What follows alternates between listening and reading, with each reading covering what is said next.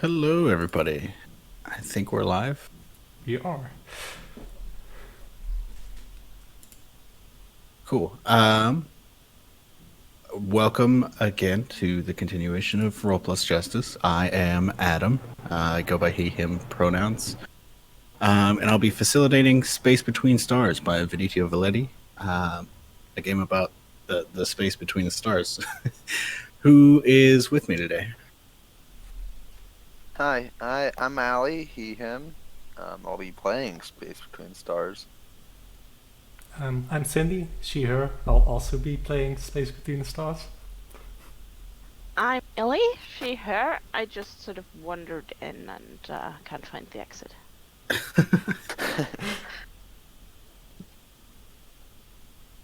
Um,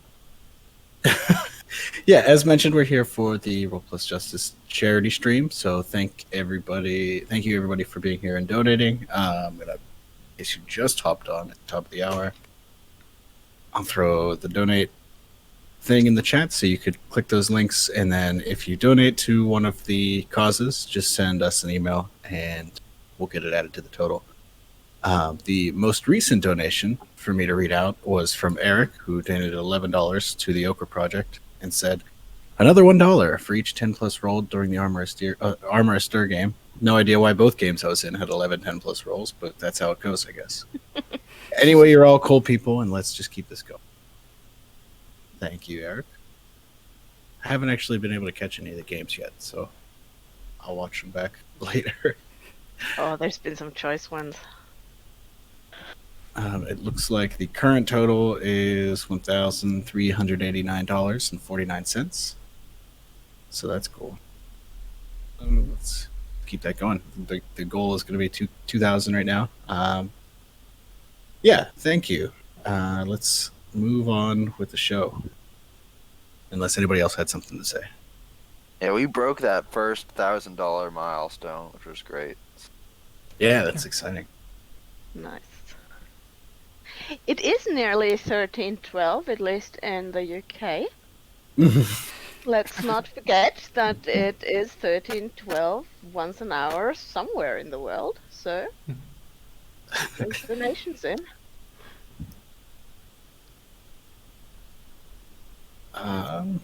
Where are we? Where's my game? Yeah, so we should start. I figured we could put like our name, this note card on the left in Roll20. Mm-hmm. We could put our like names and then later our character names there, just so we can all know. And then like pronouns. I'm gonna leave a dash.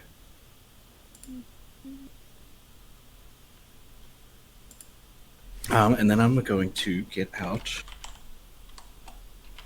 this book and start reading.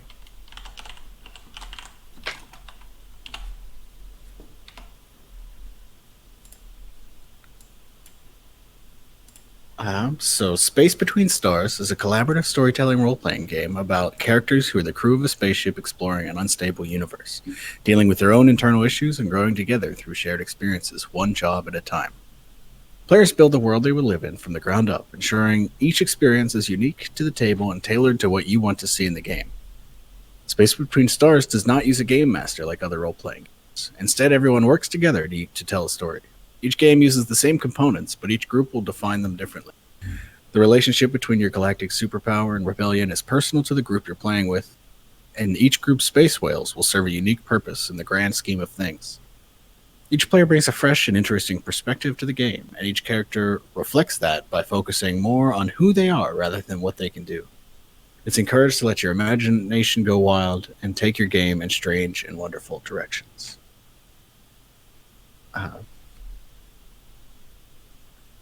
Yeah, so it recommends, as always, the first thing that we do would be to set up some lines and veils and have like a short discussion on tone.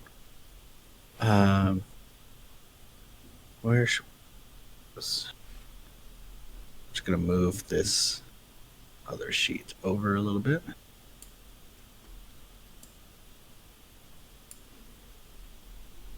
Yeah, I think we had a lines and veils sheet earlier, and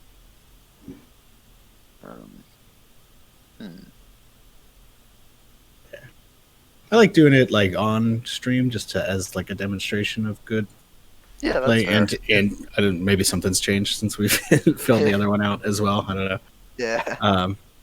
So yeah, if there's anything, you can put them there, and if you want to mention it, you can. But obviously, just putting it on the sheet is enough. You don't want to talk about it.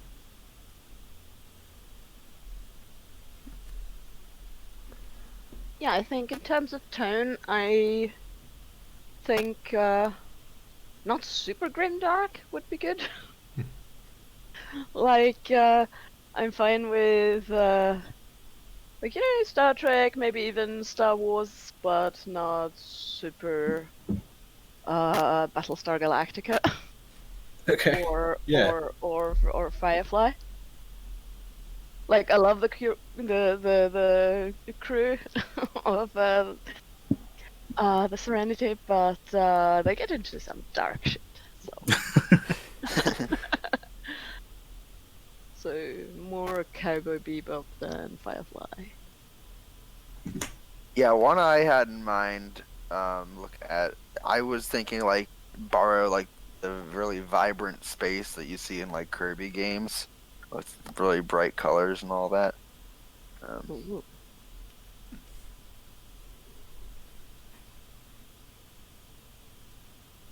Yeah. So like something more almost cartoony.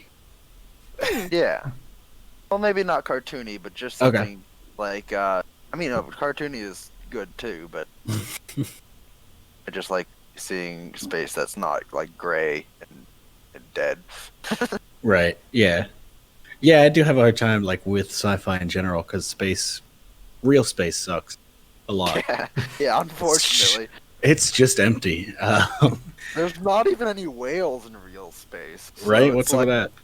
We just haven't found them yet. That doesn't mean they're That's not true. there. Yeah, I guess we can't say that for sure. Yeah, I'm not sure that's falsifiable, yeah. So.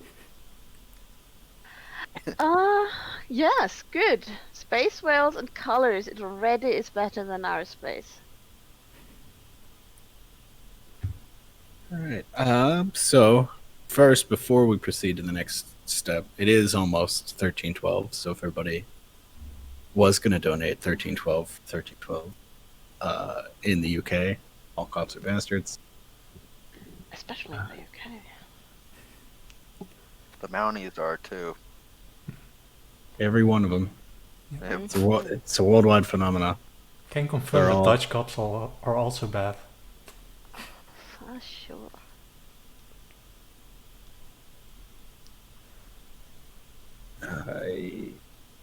I'll do it later. I'll pretend I'm doing it now. I can't. I already have too many tabs open. When we go on a break, I can do that. So, if everybody's ready, let me know for us to move into world building. Yeah, I'm ready. Alright. Yeah, sounds good. Cool. So to start the process of world building the universe that we'll all play in, we will need the setting sheet for this stage. So that's this big one here. We'll be just marking down all the stuff that we define. So there is a table. Do the three of you have the PDF open, or should I? Yep. Okay. Yeah, I'm just gonna pull it up the table right now. I guess I should still manage to get a picture of the table into the Roll20 so people could see it at home. Oh, yeah. Yeah, I don't have a PDF on stream, so... Yeah. So there is a table. It's called the World State Table, which will generate two major groups and one major event that will shape our universe. The Galactic Superpower represents the universe's major controlling force, much like the Empire or Jedi Council. The Rebellion represents the opposing force to the Galactic Superpower, and then the War describes the state of their struggle against each other.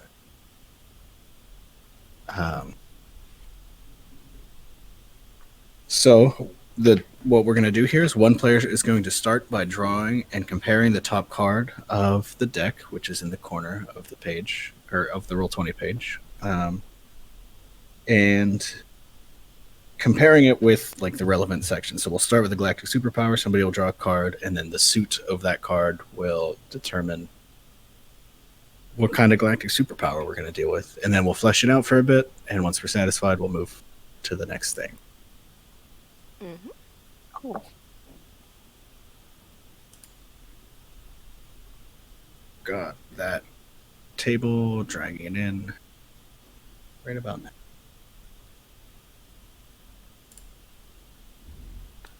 All right. Does anybody want to go first? I'll go first. Or Go you ahead. can go first. No.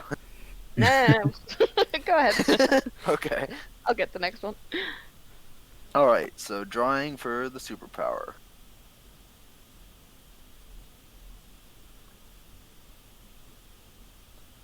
That is a 6 of heart. Okay. So we are dealing with a magistrate, aka an authoritarian council. Ooh. Uh, what do we think they're called in the world?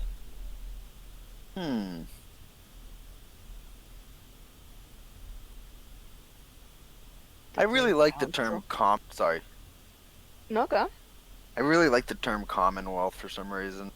I don't know how inspired that is, but it's I don't know. Yeah. So is it like just the Commonwealth, or is it like the Commonwealth of something, or the Yeah, something Commonwealth?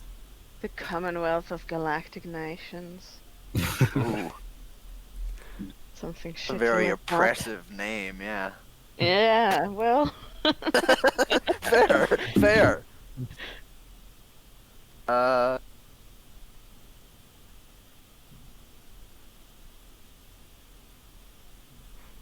I like the Commonwealth. Yeah, I could go with the Commonwealth of Galactic Nations. That sounds good. Yeah, that's like a good, like, cheesy sci-fi name, especially, which is I'm here for it. Yeah. All right. Alright. And define their rule. I guess we do the war later, so that's probably more like what their whole deal is, right? Mm. The war, do you think is what their whole deal is? Oh, it says define their rule, so I guess I Oh, okay. figure out how to interpret that. Yeah. I think that's a good question. Like how they rule? Their manner of ruling? Well, I guess, Yeah.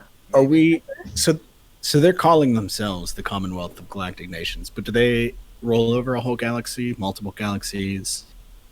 Oh, Just- like just an one solar empire system? kind of thing? Yeah, I think that's what we're here. Like, what are they sovereign over? Right.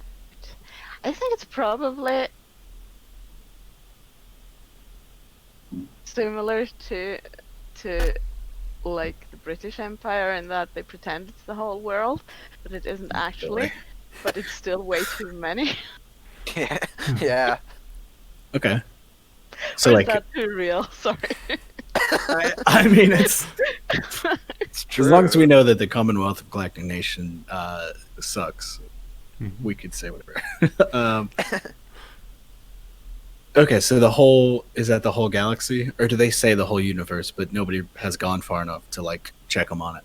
It's like it's an aspiring for the whole universe thing. Right. They say the whole universe, but they mean sometime in the future it's going to be the whole universe. Yeah, they probably send like teams to planets to like negotiate their acceptance into the Commonwealth or something like that. Yeah, broker peace treaties or quote unquote peace treaties. Yeah. Mm-hmm. Or technological support.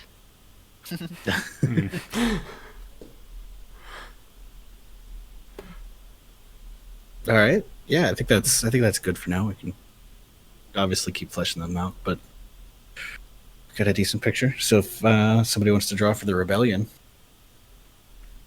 Okay, I'll draw one here.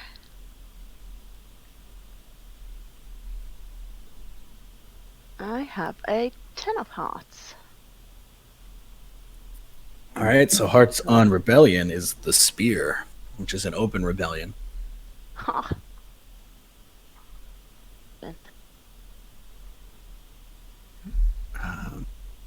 So we'll also need to name them and define their role. If it's an open rebellion, I feel like maybe they've got at least a solar system as Yeah. like a base, Mm-hmm. but maybe more. Yeah, I don't know. What do y'all think? Yeah, I like. Yeah, that's kind of a good like big scale thing, which I like. Right, yeah, we've got this entire universe. We may as well Yeah. just make everything huge. Yeah. Good. Are they like? Is this also a gathering of different peoples from different planets, or is it like one that is agitating, Well, or are they just splinter groups from planets that belong to the magistrate? maybe it's like a to refugee nation, Commonwealth? basically, or something along Yeah. those lines. Like people who have left the Commonwealth? Yeah. Yeah, that's cool. Yeah, so like this solar system kind of overthrew the Commonwealth. I like the idea of the splinter groups. Like, so maybe there were uprisings like on each of these planets that like kind of just kept inspiring each other until the whole thing was not Emancipated. right. And then people started coming in from elsewhere. It's like definitely illegal to come here, but people do it. Mm-hmm. What's the name of it? The solar system autonomous zone. I don't know. Man, I do. Oh man, autonomous zone is really good though. It is though. Yeah. Sounds.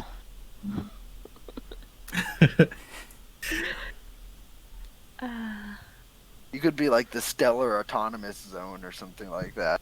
Oh yeah. What's like a good like sector name?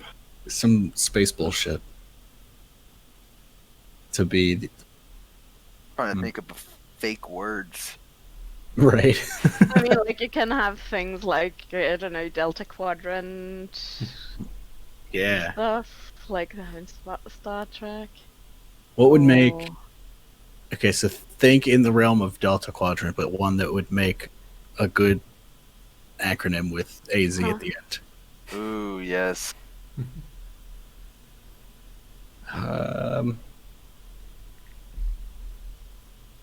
There's not a whole lot of good words that end in AZ though, huh? No. I think Chaz kind of took the only one. Yeah. Well, no, I mean we already have the autonomous zone. We can keep that. We just need something for the Mhm. what autonomous zone?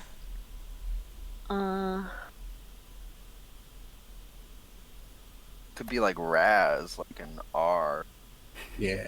Raz, yes. Yeah. Mm. Or CRAS, CR, it could be like central region. I don't know. Ooh. I feel like it should have something to do with it being like an assorted, like a refugee state kind of. Yeah. You know? Yeah. Mm-hmm. Republic might be like Republic. I mean, we have autonomous some calls here for the ACAB region. The Allied centralized. No, the Allied not centralized because it's the opposite. It sounds like No, but the Allied sea. autonomous bone. the autonomous community. Okay, it's Of a sort of. Operation. The autonomous community and the autonomous community allied against bastards. And Commonwealth. The And if we want to, Let's look up some good words.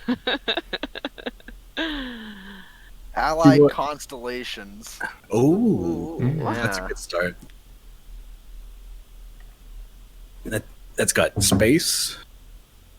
That's got Yeah. We could just make up fake words for the A-B part, like Yeah. Right. Allied constellation of like Anger Borphus or something. yeah. Of course. I'm just gonna write it. Good. Yeah. There we go. Angerborphus. All right. Spelled Borf is kind of funny. Felt right.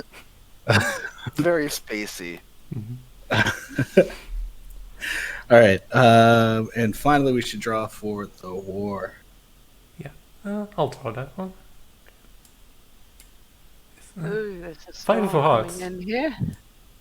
Ooh, Another hearts hearts. again. Ended in total dominance by the galactic superpower. Oh no. Oh no. Oof. Hmm. What remains of our autonomous region? Yeah, well, they dominate most of it, and we've got our. Right. I mean, how? Is it like politically occupied in a way? Hmm. Like they got back into the cop station, like. Oh Yeah, it sounds like a counter. Like, definitely some amount of counter-revolutionaries arrived. no. Yeah. Yeah. Um, I think we're pretty besieged. yeah, I Yeah. could see there having been a big old blockade, and then like there were counter-revolutionaries that like took power and passed tepid reforms, and then just ceded all power back to the Commonwealth. Yeah. Yeah. Too real.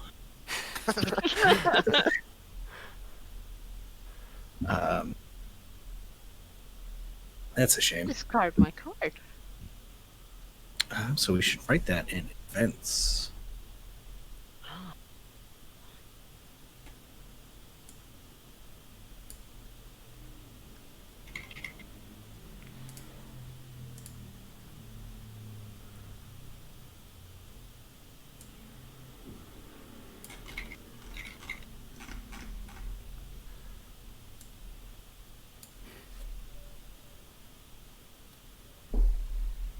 Nice. Well, not nice, but Mm-hmm. All right. So next we got to deal with setting details. Is everybody still good? Anybody need like a break or anything? No, still good. I'm good. Cool. Only I see the Commonwealth and the cap in true reputations instead of in. Oh. Oh in yeah. the- So in these the are group slot. right. Right. I think they actually go in both because this is like I think I'm just ahead of ourselves. Yeah, Right, the right. reputation among our crew, I guess. Okay, never mind. Yeah, they definitely do go in the groups. It's so that we can refer to it. My page. So yeah, now we've got a new table, which actually get into the screen. People at home. In this house, we love our tables. That's right. Mhm. Yeah, we're just a bunch of friends looking at tables. It's Yeah.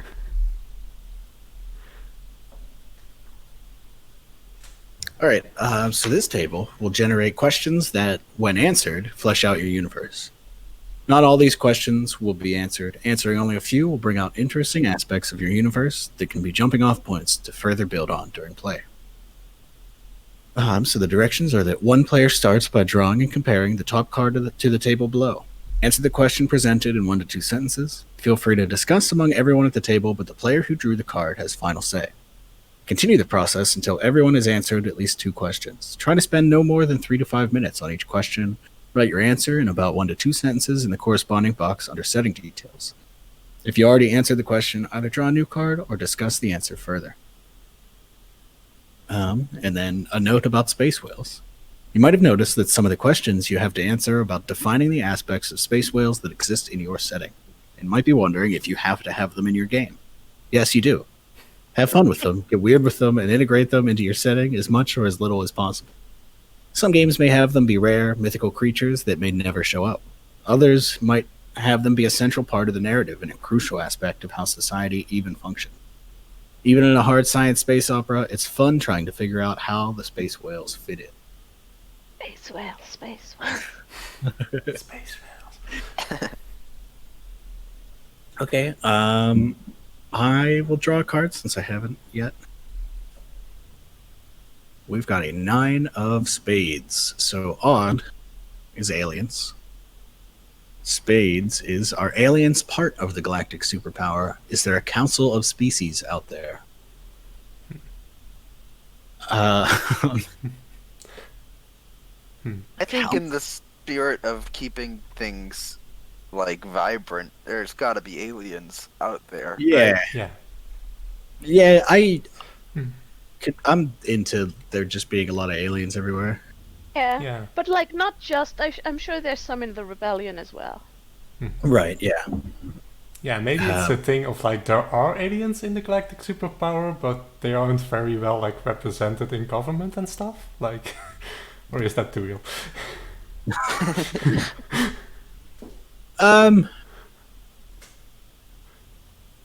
No, I don't. I'd actually rather not have a. I mean, the Commonwealth sucks and all, but I'd rather not have a humanoid dominant universe where everyone's just like Maybe variations it's closer to like humanoids, and then you've got like one type of alien.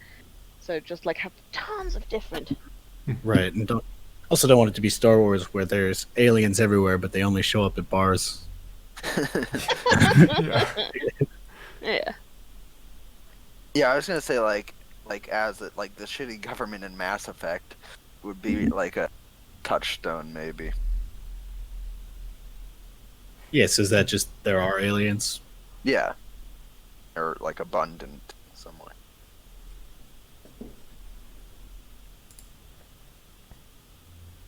Okay, so I'm writing there are abundant aliens, humans, and aliens like are integrate or form society together. Oh. All right, who went first? You can go next.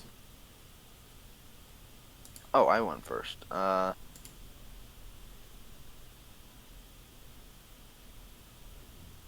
right, that's a queen of spades, or clovers. I'm sorry. Which Cool. means, Whales. ooh, are the whales worshipped? Are they hunted? Are they scavenged and harvested? I'm so glad I got the whales question.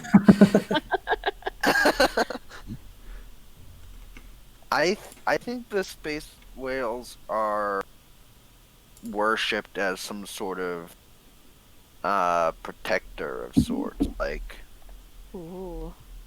yeah. Yeah, I think they're worshipped because they are very big and an easy target for worship more than anything. But but there's also been like rumors of them performing miracles and stuff to stranded travelers maybe. Mhm. Ooh. Like the dolphins saving like drowning people, but Yeah. much bigger and in space. Space whale comes and saves your starship. Space drowning people. Like my ship was all out of oxygen. We were stranded out there, and the whale came and breathed into the ship. Yeah, the giant blowhole of the whale.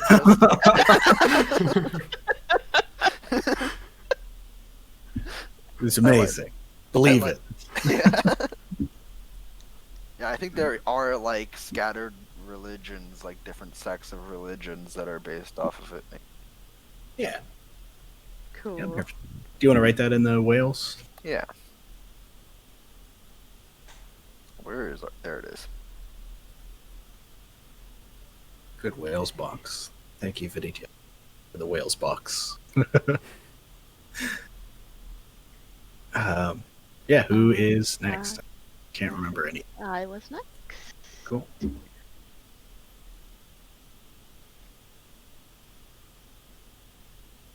That is a 9 of hearts. That's aliens. How prevalent are aliens in the universe? Are they abstract or humanoid? I think both. I mean, we kind of answered the first part already. Mhm. But I think that there's definitely both. There's humanoid types of aliens, and then there's just... I love the word abstract here. Yeah, you know, there's the cube people. Mm-hmm. Right. Yeah, I think there's definitely all sorts of different, not necessarily carbon-based life forms. Yeah. I'm into that. Yeah. Also wondering if there's like a whole culture of just like robots or androids or something that aren't like constructed by humans, or at Like- least I was just saying, like AI that taught itself, basically, or yeah, something like that. That would be cool. Or There's this some aliens that like said, you know what, we don't need bodies. We're going to transfer our entire existence into these cool robots that we built. Oh yeah. Oh, yeah. Ah, cool. we deserve it because we built these cool robots. That's right. It's the ultimate act of not. We're robots now. I don't need to justify it. Transhumanism? Is that the word you were looking for? What's that? Transhumanism? Was that the word you were looking for? No. Okay. I was gonna say something about you don't have a carbon footprint if you're a solar powered robot. Oh, yeah. That's true. It's not For those- completely true, but... Not at all. No. That's why I stopped halfway through. Okay, cool. Let's get the next card. yeah. See, that's a 4 of scraps? Yeah, scraps. What hazard does space have that was discovered? So there was a hazard of space that we didn't know about yet, and then we discovered it. Yeah, so I guess something that like we have no idea about as humans in 2020. Space sharks, I think. Oh no. Oh Yeah, no. And they're so rude. Yeah. They've all got like thick New York accents. Just Oh my god. Yes. Hey! Are they the antagonists to the worshipped space whales? Yeah, and I think that's also one of the reasons. No, I don't think they're the antagonists of the space whales. I think the space whales are the antagonists of the space sharks, which is that when people are getting harassed by space sharks, like the space whales come and help them out, and the space sharks are like, "Oh no, they're too big. I'm not gonna deal with that." Oh, that's very good. So the space whales are our saviors against the evils of the root sharks. Good. Yeah. are they there? Can they be tamed? The sharks. You're welcome to try. What size are these sharks? Like, they're smaller than the whales, but are they like the size of a spaceship, or? I think they're just the size of a normal shark. Like, Whoa.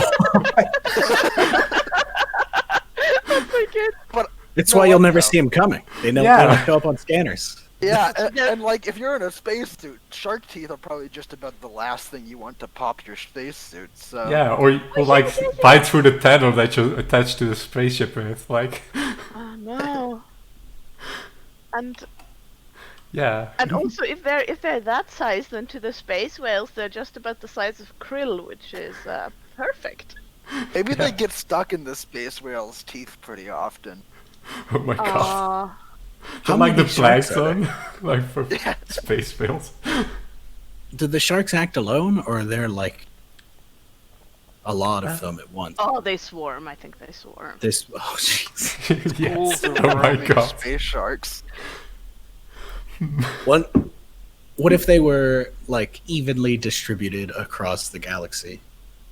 Like Yeah. each at any given time, you have like a 1 in 100 chance to run into a space shark or something like that, because they're just peppered everywhere somehow. Yeah, they're Yeah. problem for the Commonwealth as they are for the Allied constellations. Yeah. Also, a thing I'm imagining right now is that like the Commonwealth probably has like robot space sharks that they like from around the universe, like to be cops, I guess.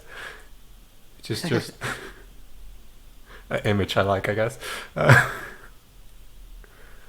That's robot very good. sharks. Cool. Is that everyone? Has everybody gone once?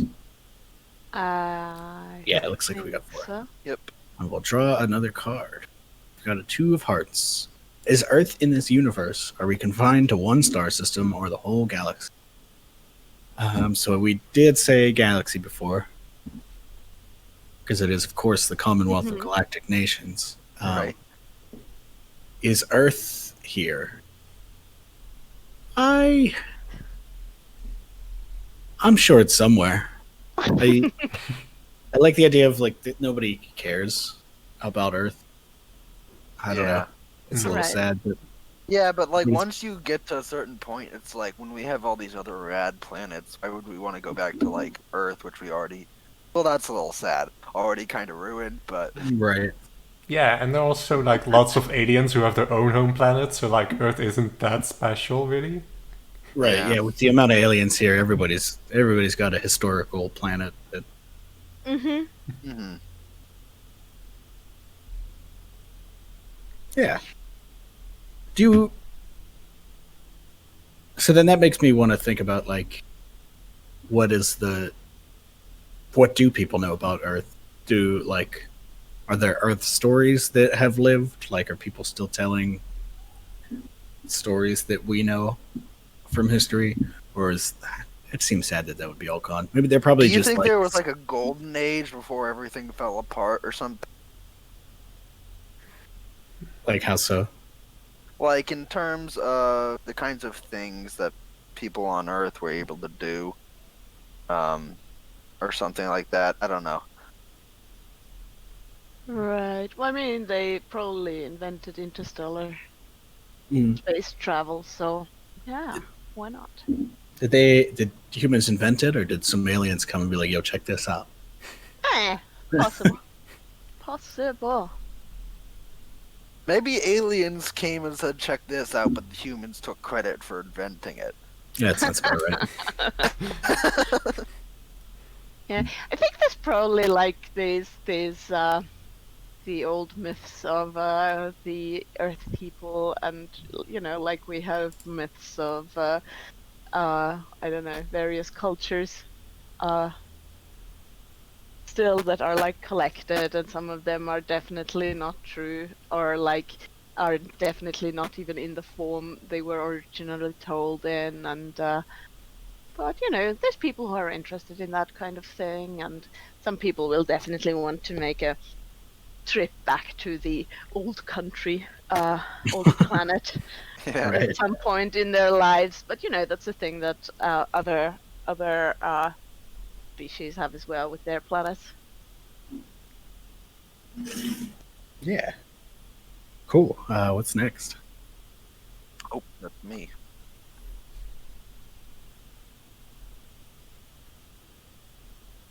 Here, let Queen me- of Diamond. Ooh, I'm rolling on the queens today. What do they look in regards to the whales, space whales, and fish? What do they look like? Do they resemble aquatic life on Earth?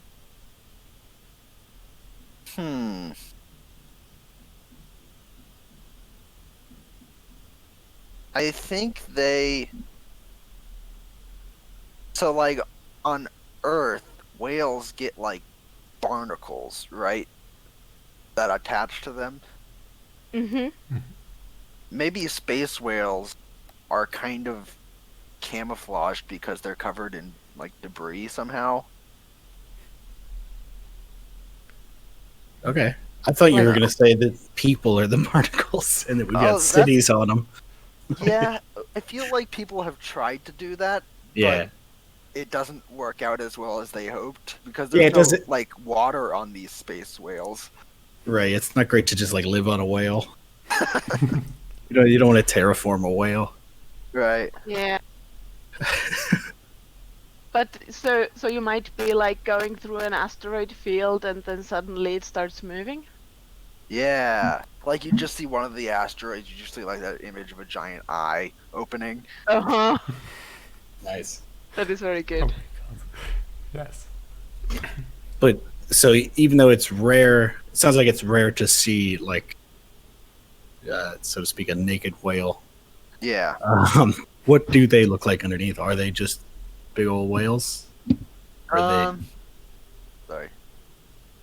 I think they're like bright blue, right? They're like our whales, but like, what if you had the saturation turned up a lot? Mm-hmm.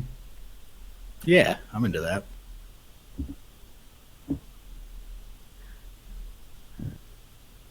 Two more questions. Right.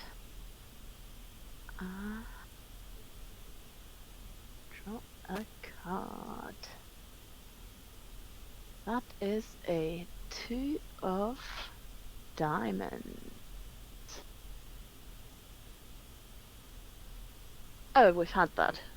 Yeah. So you can either answer it again or draw another one. I'll draw another one.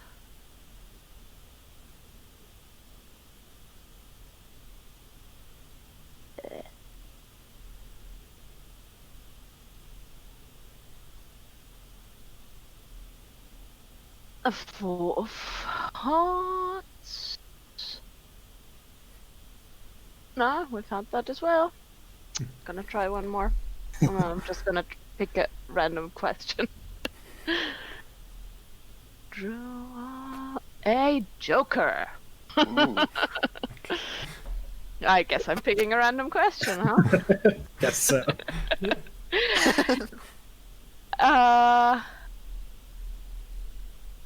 Any questions that jump out to anyone? What about how long does information take? Yeah, that's a good one. I like that. Yeah.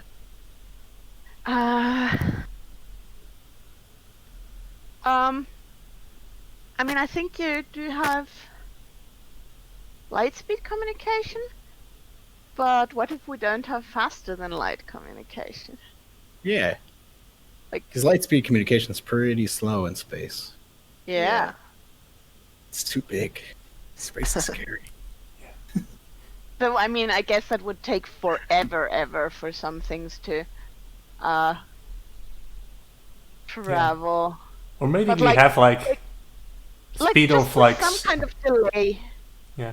Or maybe it's like we have like speed of light, like electronic like communication, but we have like ships that go faster than the speed of light.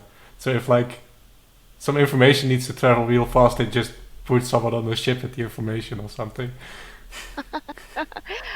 Yeah, or what if you like you have radio communication that's pretty fast, like with a manageable delay, like you have to maybe wait a minute or so between things. But if you want to submit large data amounts or visual data, it just takes 6 hours or something. Right. So, bit of a delay, but not completely unmanageable. Yeah, I definitely think it's more interesting to leave a delay in there a bit. Okay, so it's faster than light, but it's slower than instant. Is that what we're Yeah. saying? Okay. Cool. Yeah. Do we have one? Do we have one more Yeah. question? I think. Yeah. The Three of Hearts. Are there aliens? You already answered that one. Let's see. How much of space have we mapped out? What's the furthest we have gone? I think like this is similar to like how our oceans are mapped out, which is that like we know the shape of it and we know like roughly what it is, but we have actually like been to very little of it. You know, like we know what the universe looks like and we roughly know like where planets are, but we haven't visited every planet, you know? Yeah, that makes sense. Yeah, people give out those facts. They're like, we've actually only visited 2% of space. Yeah. And then somebody chimes in. Well, actually, if you count all the empty space, Oh my god. it's much less.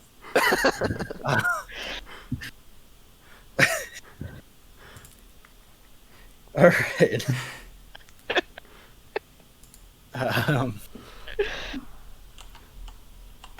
So, I think we can just talk about the ship and then maybe take a small break as we start to think about characters. Like, we'll talk about the ship. We'll pick character. They're not classes, but and then take a little break. So the ship sheet is right below there. We've got. I'll just read it off. The ship acts as both another crew member and as home for the characters. The ship is outfitted with accommodations and systems which are defined on the sheet itself. In the full game, yet to be fully released, you would spend this time to build your ship from scratch. To get you playing as soon as possible, your ship is outfitted to transport cargo. You may have 2 credits worth of customization on your ship. Adding anything to your ship costs 1 credit. Adding a positive adjective gives +1 quality, but costs a credit. Giving it a negative adjective subtracts 1 credit. Decide what to add to your ship to make it your own now or after character creation, and where you would install them based on the descriptions of different accommodations or systems. Okay, I've not looked at this sheet, so I don't actually know what to do, but right now, if we take a look, we've got private cabins, which is nice. We've got a workshop to train in. We've got a galley to eat and probably hang out in. We have a med bay, secret cargo hold, long-range scanners, emergency thrusters, and a crude laser turret. Is there anything that calls out that we might want to have also? Yeah. Yeah, the default, like the job generator that exists is for a delivery job. So we're going to be doing some sort of delivery job. So with that in mind, I like a secret cargo hold. Cargo hold is great. well, so we have all of this stuff. We already have can that. add. Yeah, we can add 2 credits worth of stuff that we like. Oh, that we don't have here. That is amazing. Should we have some sort of like shark protection? Oh yeah. It feels relevant. Yes, very good. Like anti-shark weapons. What works against a shark? Because I think Whales. because the thing, right, is that the sharks are too small, really, to like deal with as a spaceship. Actually, what if we have like a bio lab, basically? What do we do there? I don't know. It's where we keep like living like packages that we're delivering, like animals and stuff. Maybe I don't know. Unless that's crossing the line. That's... I don't think it. I'm okay with it if. As long as you treat them well. Yeah, no, we're not like evil, but yeah, we treat them well. That's why we have a whole room for them. Cole has a good point in the chat saying that Batman used anti-shark spray. Good. Thanks, Batman. Which is a good clip. Yeah, and that's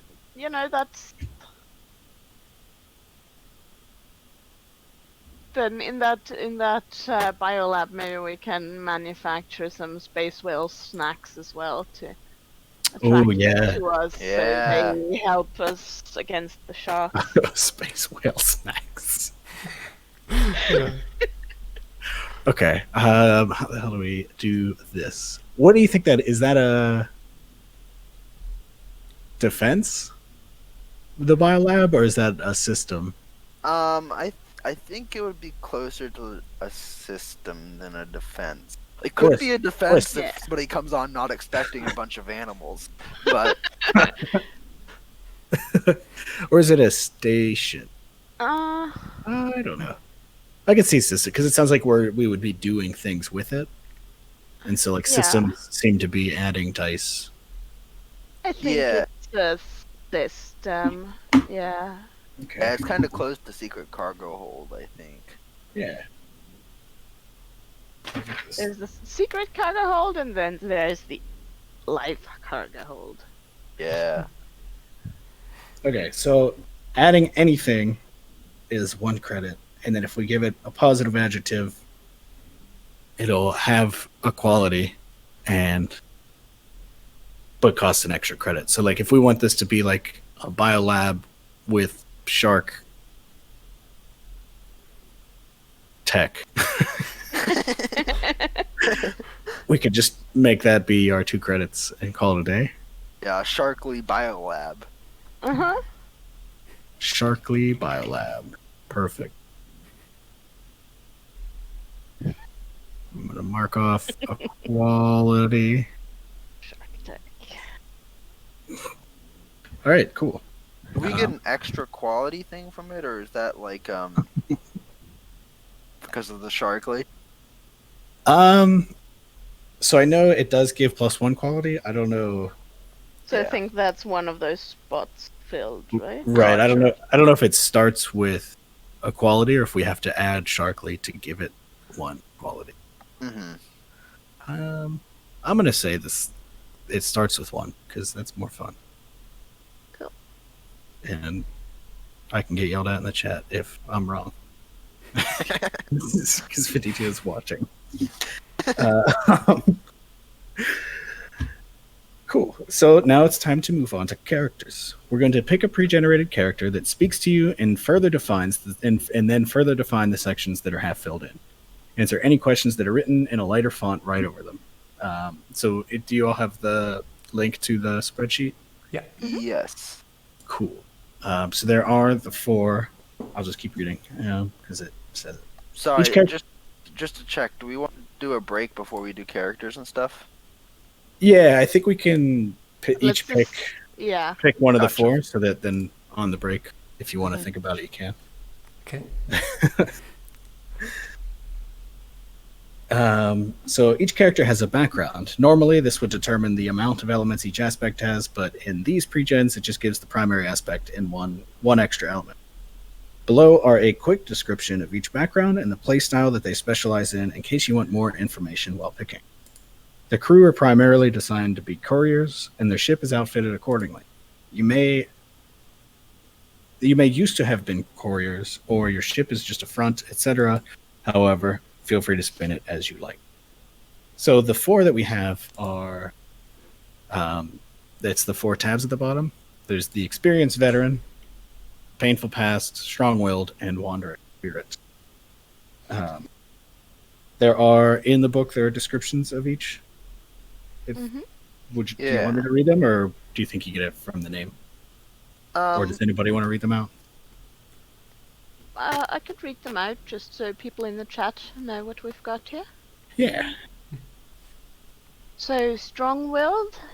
A strong-willed character has a strong idea of what they believe in, have experiences under their belt that guide their actions to be their best self, and in turn are able to shrug off the harshness of life. Play a strong-willed character if you wish to seriously think about how your character would act in situations. Then there's some mechanics things that I'll leave for now. The Wandering Spirit is someone who is transient in nature. They aren't usually locked down. They have learned to keep their valuables on them and trust what they carry. Play a Wandering Spirit if you wish to make any situation easier by having the foresight to use items and upgrade dice, while in turn making situations slightly more difficult for your crew in order to maintain that foresight. Painful Past. A painful past character has suffered. They are tormented by what they were, what they are, and what they could be. Play a painful character to gamble your chances of succeeding tasks by adding more dice to the difficulty pool. Then the Experienced Veteran. An experienced veteran is someone who has held many jobs, acquired several skills, has had to improvise and learn to get by. Yeah, I've been a bit inconsistent about skipping the mechanics in some parts and then not in others. Sorry about that. Play an experienced veteran if you wish to be building large dice pools dictated by your character's varied array of abilities and easily pushing your abilities to greater heights. So, any feelings? I kind of like the Wandering Spirit personally, Mm-hmm. but I'm willing to see it if somebody else is more strongly about it. You can have it. And there's also I don't Yeah. think we have to have one of each if we wanted to double up on any of them. Yeah. Okay, cool. Just I quite like the tab. experienced veteran. Okay. Yeah, I'm leaning towards strong-willed. I could try to come up with a painful past. Yeah, you could just we can double up on one of the others. Yeah. Yeah.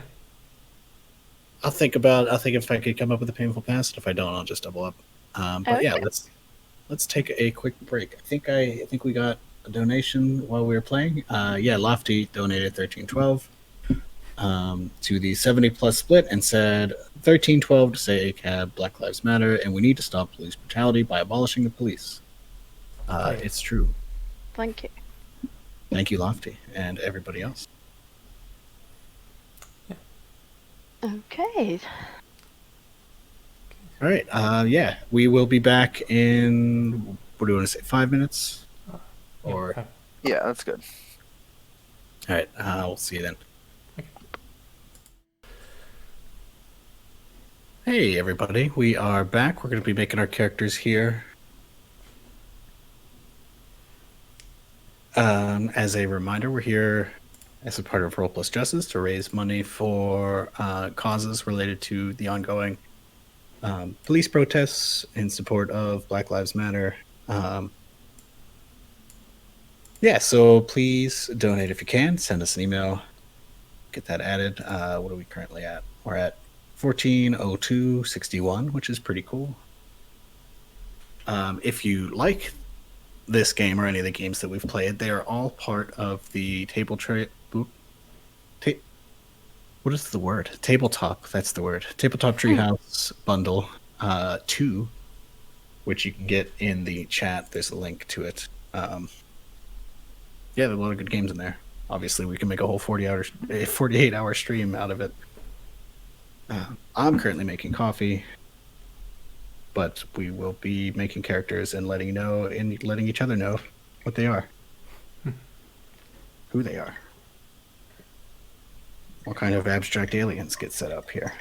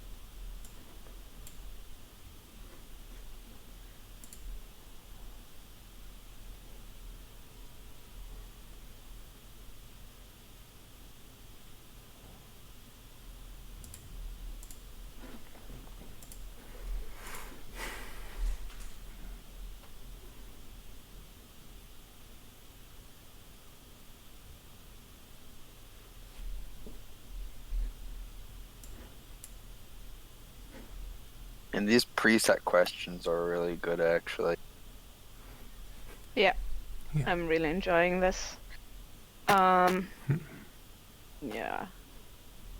I filled mine in, so I can maybe talk to the chat a bit about these character sheets. Yeah, you're experienced veteran, right? I am. Yes. Okay. And you have loyalties and hindrances that you can see there at the top, the left and right.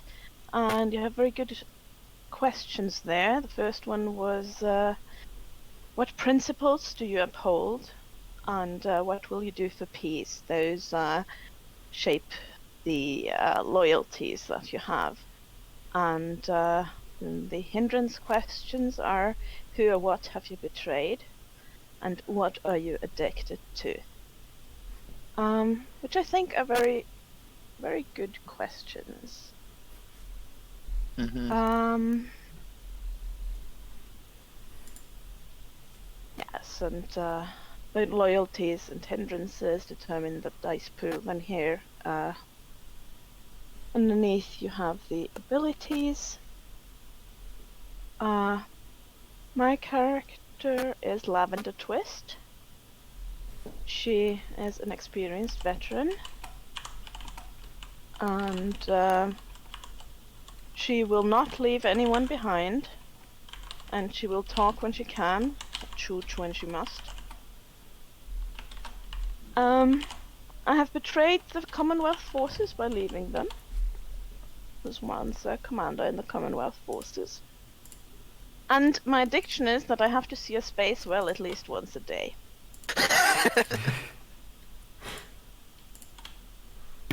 That seems like a tall order. Yeah, it's a problem. But that's why I'm very glad we have our biolab. I think that was... We have a bunch of pictures of space whales hung up on the walls, and then we just switch them out whenever we get a new one, like a new photo in. It'll probably keep me calm for a while. Yeah, the abilities that I have are presence, hacking, and remedy. Which are, presence is, what principles do you uphold? Hang on, there's something. What do others see when they see you, I guess? The question's cut off there. Hacking, where did you learn to manipulate systems and what kind? And remedy, how do you fix people? I'm gonna take a moment to think about those. So if someone else wants to go. Yeah. Oh, you got it. Okay. Yeah, I'm playing the Wandering Spirit background, and the character I've made is named Lightly Dreaming, they, them pronouns. They kind of look like what we imagine aliens look like now, with like the green skin and the big black eyes. They wear a little like tiny cadet uniform, and they have very kind eyes. And the only difference is they do have hair on the top that's kind of short and cropped. It's black hair. Their loyalties are. One of the questions is, how do you show you care for your crew? And I wrote, I will provide my crewmates the luxury they deserve. The other question is, why is freedom important to you? And I wrote, I will never allow myself to be restrained by money. For the hindrances, who has betrayed you? And I wrote, I have no sympathy for the Commonwealth soldiers. And for what event has made you scared about death? I have seen what happens when you allow yourself to be betrayed.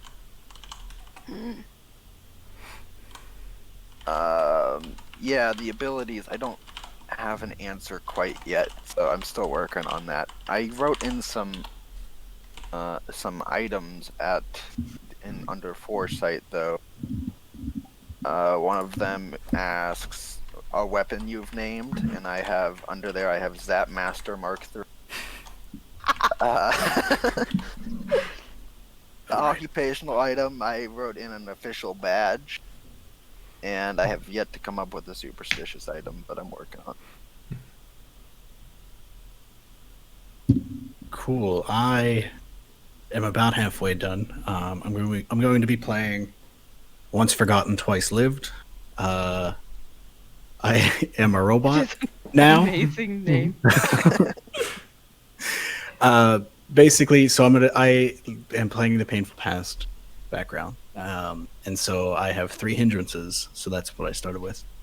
My first hindrance is that I'm answering the question, what are your inhibitions? I have a robot body that I'm barely used to because I not very recently, it's Painful Past. A while back, probably like 5 years ago, we'll say, was on a spaceship and we got beset upon by more space sharks than I've ever seen. I died, and so did everybody else. But some I don't know exactly what happened. I just woke up in a robot body. So somebody saved me, or a space whale saved me. Who could say? But I am cautious. The hindrance is that I'm cautious to use its full power because I don't quite have a grasp on being a robot yet. So the second question is, why do you have a temper? And it's because I was put together fairly hastily. So my meat brain sometimes poorly interfaces with the metal body. And it causes, I don't know, like, just discomfort to shoot up and down, which is no good. And my last one is also, how did you get your addiction? I found that I feel most rested when parts of my body are active. So I am addicted to just plugging flash drives in that have simple like motion routines. And I just like plug it into my leg, and then my leg's just moving around as I sit. That's pretty good. Very good. Let's see. My 2 abilities are hacking and survival. Hacking is what can you bend to your will, and I just have fingertip hacking sockets. Oh, rad. Survival is what experience has made you comfortable in this environment, and while it's having lost my first body kind of makes it, I don't know, that's the experience. Yeah, I just need to do my loyalties. What will you do for peace? What will you do for revenge? And a couple items. Yeah, I finished filling in my loyalties and hindrances. So, let's see. So my character is Alk Obsarp Ed. They are an alien who consists of 2 pink interconnected rings floating in the air. Rings are kind of blobby, and sometimes they make shapes to like signify certain stuff. But they also can just talk and stuff. So the loyalties, the first one is, how do you show pride in your profession? And that is by helping the people of this universe rise up against the Commonwealth. What do you do to get revenge? I will strip the Commonwealth commander who arrested my comrades of all his power. And how do you attempt to make a better society? Which is, I will restore the autonomy of the ACAB.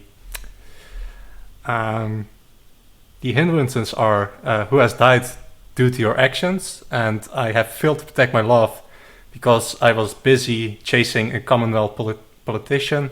I spelled that wrong. And I think, to murder them, but in the meantime, I wasn't paying attention to what my partner at the time was doing, and they died as a result.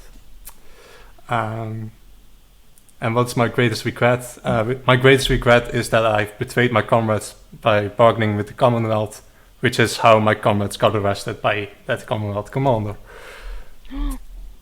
Ooh. So, yeah.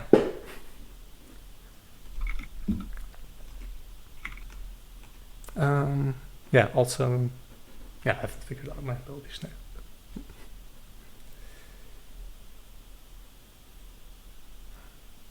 What will I do for peace? That's such a hard question to answer. Mhm.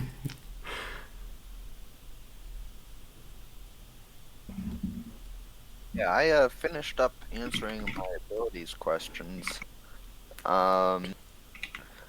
For intellect, the question was how and what are you knowledgeable in? And I said galactic politics and current events.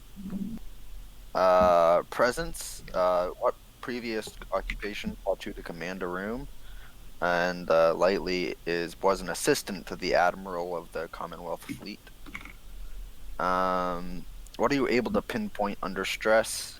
I can always get a bead on the exits. Nice.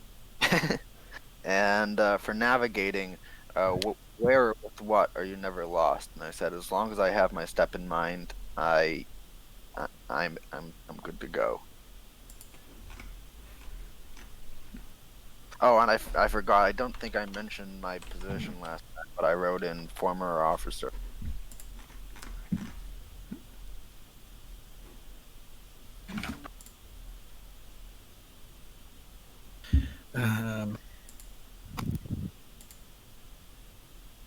Alright, I've got the rest of my character's description. I realized I didn't talk about Lavender's appearance. Lavender Twist is uses she/her pronouns, and her appearance is amorphous and glittery. She's this sort of blob of, like, you know, those really cool glittery like the slimes you can get.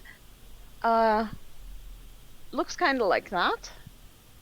So it's a sort of whitish with a lot of glittery particles inside, and she can take on some shapes. Like, it's not just always blob shaped, but she's not really a shapeshifter as such. She just, sometimes she can have more of an appendage, and sometimes she's just rounder. And generally she sort of, blobs around.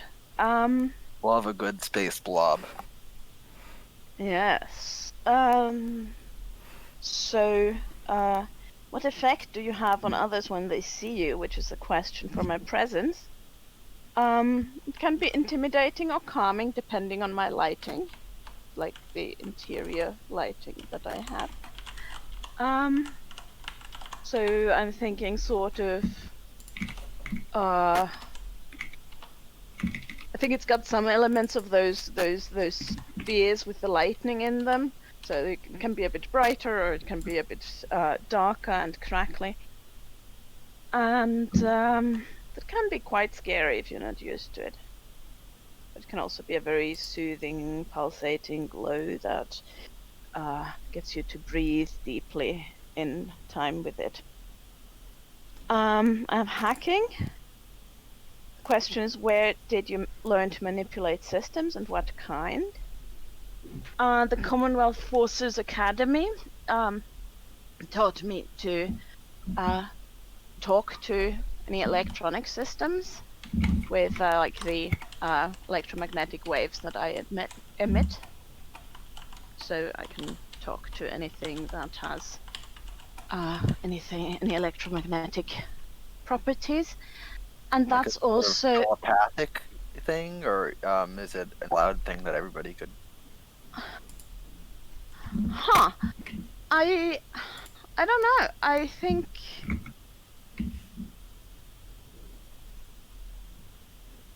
there's a sort of like staticky, crackly. Like, it's not super loud, but you can sort of feel it more than you hear it. Oh, that's really, yeah.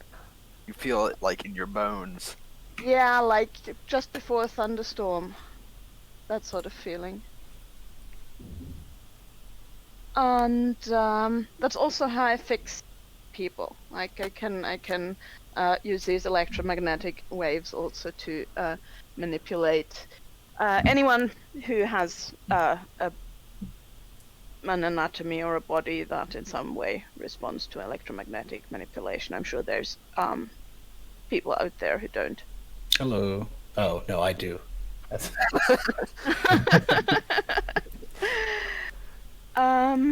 And yeah, my named weapon is the amplifier, which is this little thingamajig that essentially helps me amplify my electromagnetic waves.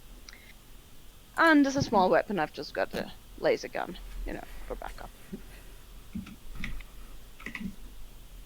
And I think that's all the questions, right? Yeah. I don't have a position here yet. We haven't really talked about our positions in the crew. Oh, okay. But I could be medic, could be general science, whatever. I don't care. I put watchful eye as my position. Ooh, I like that. Don't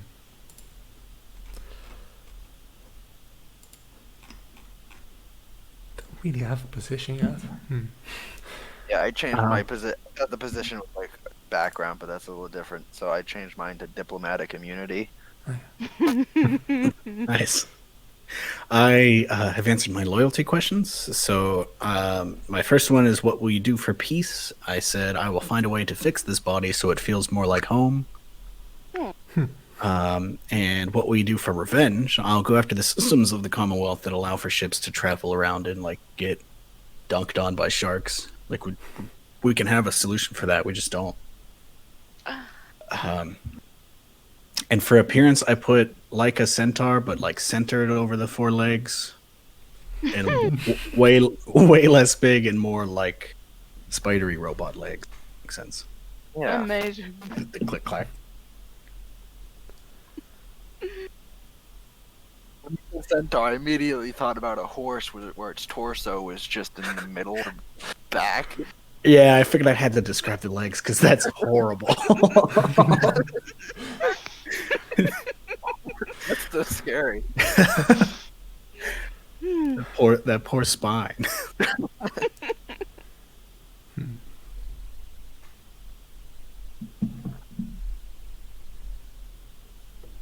Yeah. And what's our ship called? Ooh. Got so wrapped up I forgot to think about a name for this ship. And what does it look like? Are we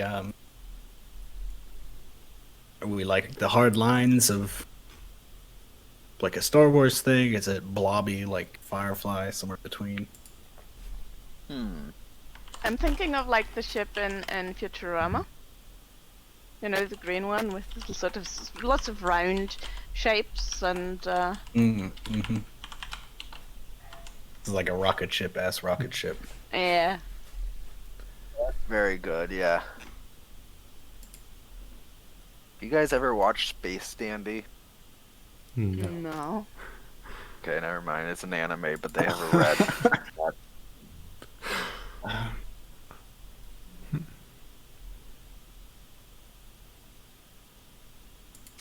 This is a deep pull because nobody played this game, but did anybody play the game Fractured Space?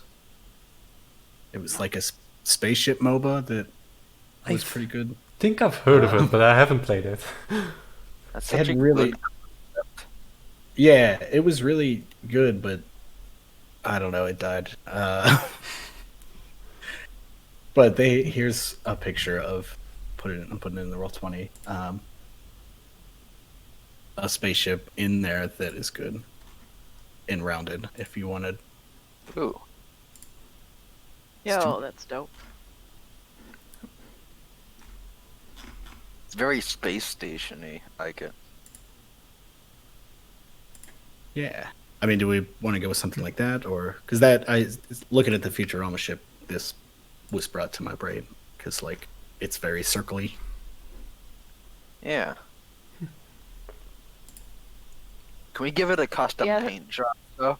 Yeah. See, here I was like, I'm putting this in the stream chat so everyone can see it. But I was thinking, whoops, that link isn't working.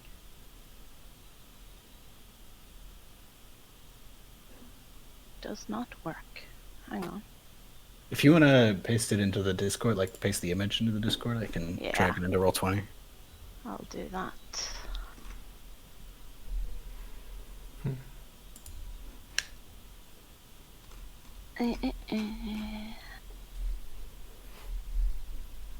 While you're doing that, I already said that. Are there any other questions? Oh, I need to come up with my 2 item. Occupational. With the position. Okay, occupational items, dope space binoculars. How do you feel about Alk being like the commander of the crew? Or more of not necessarily commander as in they have the authority, but more in commander as they delegate the tasks, like when it's in stressful positions and stuff, I guess. And also just Yeah, I think that's good.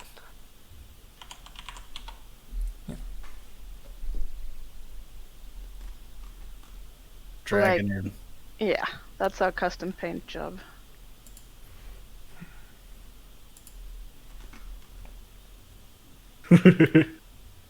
Oh, that's really good. Oh my god. So this is the combination of these 2 images. Amazing. Yeah, it's got like the discs cutting through it. It's like Yes. Hell yeah. I think it's more the second one than the first one. Yeah. What if it's actually just 4 slim arms in it? It's actually all flat and stuff, but Oh my god. Yeah, maybe the round things are just there's an observation deck. yeah. Space whale observation deck. One of those circles is just all glass all through, so I can sit there and look at the space whales. You know how they have those there's traveling libraries with the car that have the libraries in them. They always got those rad paint jobs. I think this would be like a traveling zoo or something. That's so fitted.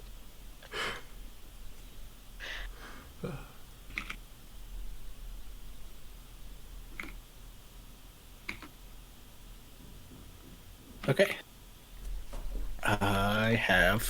I put dope space binoculars as my occupational item, and then I have a private journal, which is a small flash drive that's plugged in behind my left back knee. Huh. That I record thoughts to. Is there a different one to do the leg movements and stuff? Yeah, there's probably 2 ports there. Or maybe I take out the memory one just to make that leg get a little funny.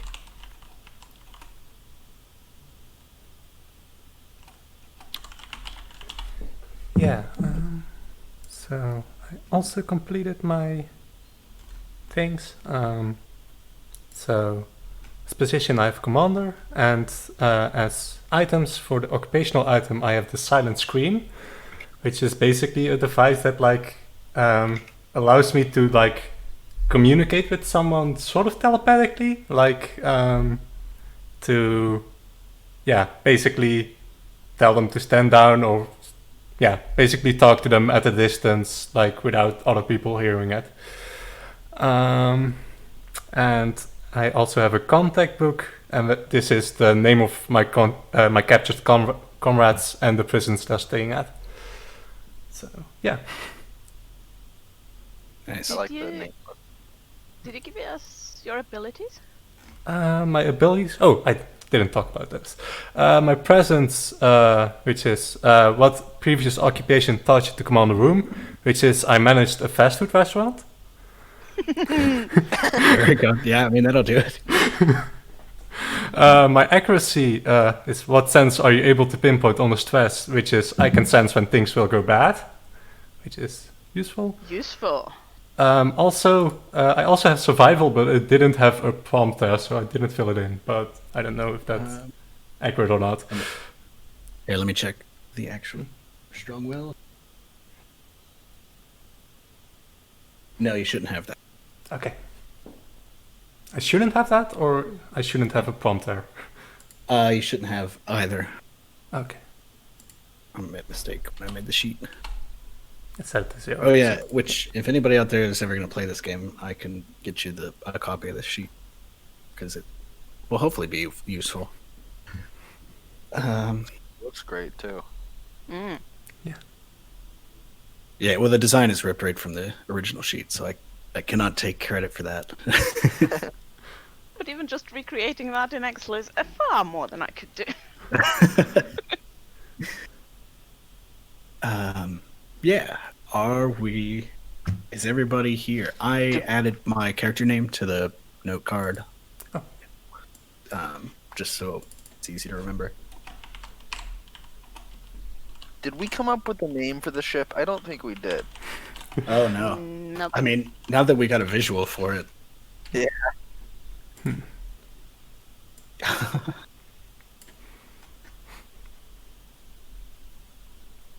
Yeah, I think with that visual, Vessel 1312 isn't gonna cut it, is it? What about like the Great Escape or something? Oh, I like that.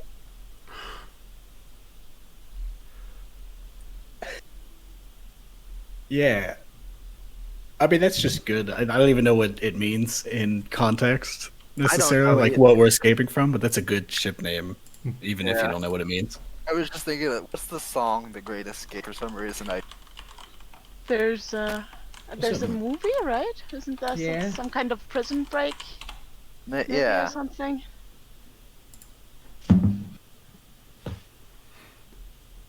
But yeah.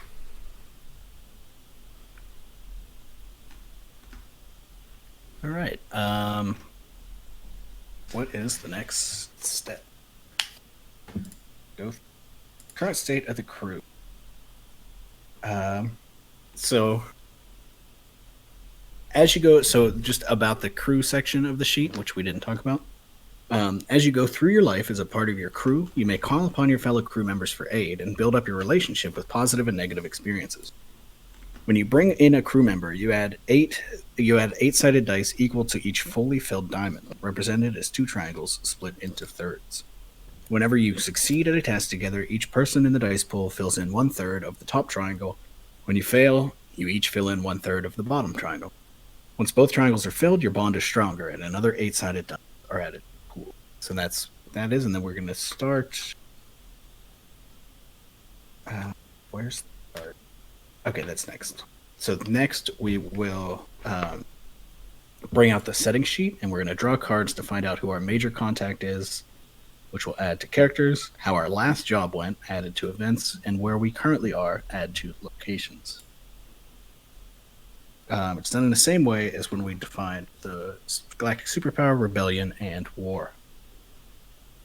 So we got to draw some more cards here. I'll just draw the first one. It started for our major contact. It's diamonds. So it's Linny, Galactic Security. How did we meet? How did we meet Linny? Galactic Liney? Security. Liney? How do you think we pronounce that? Lynn, maybe just. The I is silent. Yeah. Sure. I mean, I probably know them from my previous job. Okay. Ooh.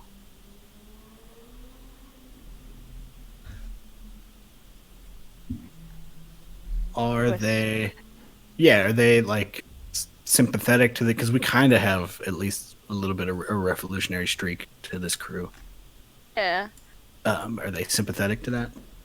Yeah, I think they are. They're more of the change the system from the inside kind of person, but they're not gonna rat us out, and they're definitely gonna help if we need help, I think. Okay, so what was your character's name again? Lavender Twist. Good.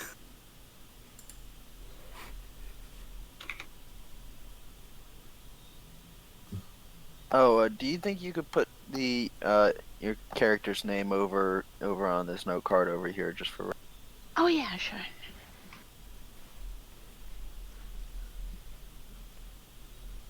Okay. Does somebody want to draw a card for how our last job went? And then we can figure out what it was. Sure.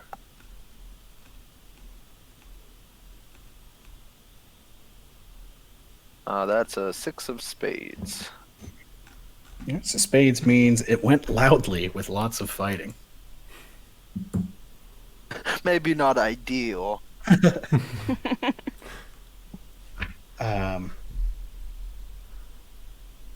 Yeah, and then how do we feel? What do you think we were doing? So we primarily do deliveries. It sounds like. What do we deliver?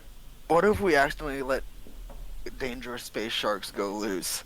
Oh no. Oh, no.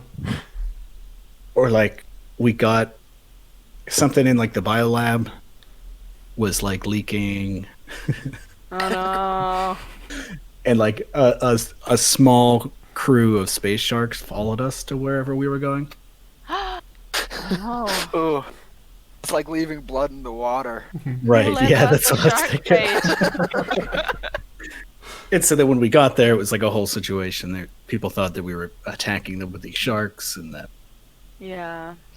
Unfortunate misunderstanding. How do we feel? I feel like I'm concerned about like, okay, how did we pull that off? Yeah. Yeah, I feel like it's like, okay, but that can't happen again. Right. Like- No. What steps are we taking? We have to watch that biolab. We've got a little sign on there that says days since last clean, and it's like, It's been 0 jobs since we've let space sharks into friendly territory. Okay, so we should learn about the currently at. So one more card from somebody. Sure. 3. The Wayward Space Pit Stop.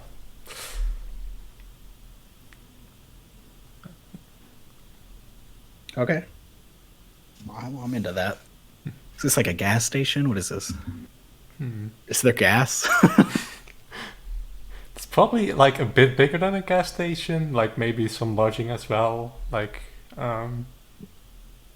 it's probably like more of a like truck stop, I guess.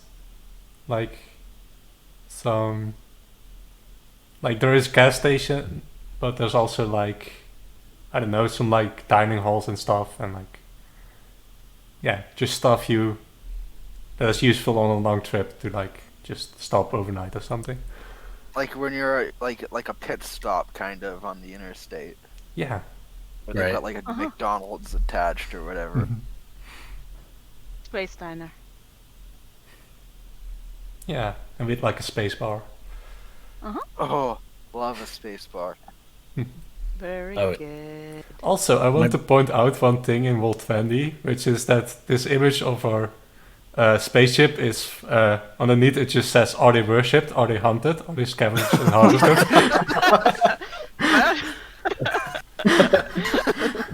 Yes. all of the above. Yeah.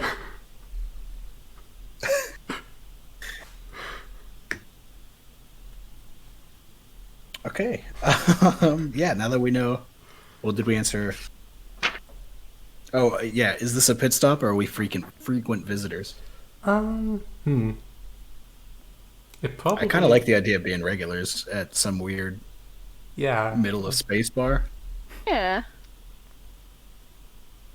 Probably come here reasonably frequently. Right.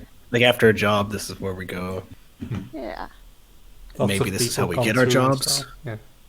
Yeah. All right. So starting the game. The last thing you'll do before starting your narrative is kickstarting your relationships to your other crew members. One player will start and draw a card from the top of the deck and describe an experience your character had with the one to their left based on the color drawn. On a red, you'll fill in the top third of relationship die and describe a positive experience you two shared. On a black, you'll fill in one bottom third of a relationship die and describe a negative experience you two shared. It's worth noting that having negative experiences does not mean that you hate each other. Oh, hang on. I just put my own words in here. It's worth noting that having negative experiences does not have to that you hate each other. Doesn't have to mean that you hate each other. There it is. It can be that you've experienced events that didn't end favorably. After everyone has drawn a card, the last player begins the process again in the opposite direction. And once everybody's drawn their second card, you're done. So we're basically going to get 2 wands between each person. What What- page is this table on? Sorry, I'm not sure. It's not a table. It's just if you draw a red, it's positive. If you draw a black, it's negative. Gotcha. It's on page 15. What I was reading off of. Gotcha. Thank you. Can we take a new deck because we've taken out an awful lot of red cards? Yeah, I'll just recall. I've got a fully red hand here with just hearts and diamonds, and then there were a bunch of other hearts and diamonds. So Yeah, I've pulled them all back and shuffled, so we have a blank slate. What order do you want to use? Is the Roll20 order the same for everybody, or should we could use the Discord order? That's definitely the same. I think they're both the same. Yeah, they're both the same Yeah. for me. So Oh, okay, perfect. Does anybody want to volunteer to go first?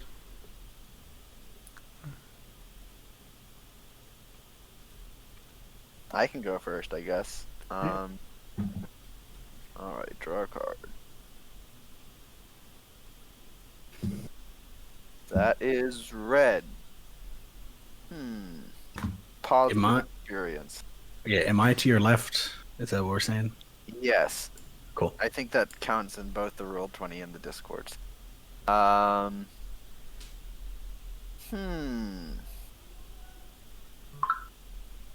Once forgotten.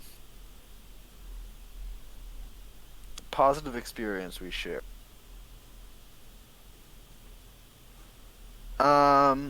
I think we were in kind of a pickle, and once forgotten had my back in that pickle, right? Probably. Yeah. Probably at the detriment of themselves.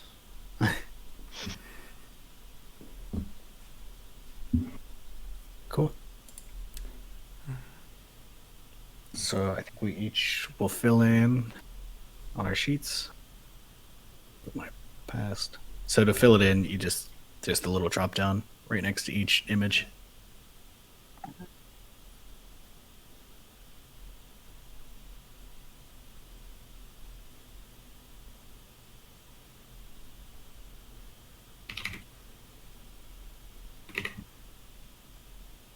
All right, Cindi, do you want to yeah, sure. go next? A 7 of spades, so red. Positive experience with lightly dreaming. I think lightly dreaming helped me like how do I say this? Get myself back together again after like I got my friends arrested. Like I think Alec was feeling pretty upset with themselves at that point, and like, why am I doing any of this? And I think that's the thing that like, and like, yeah, that they helped them pulled like. strings. Sorry, what did you? Oh, sorry, like pulled some strings or something like that. No, more like I think Alec was. Basically, they made the bad deal that got their friends arrested. So like, I think they were just fine, but I think they were just feeling bad about themselves, and I think lightly dreaming helped them with that. Yeah, like consoled them. Yeah. Yeah, I like that.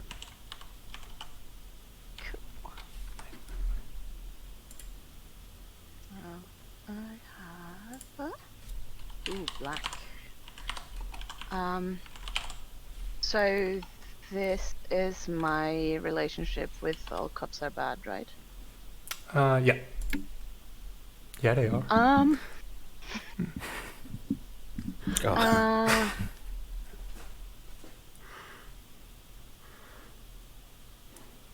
I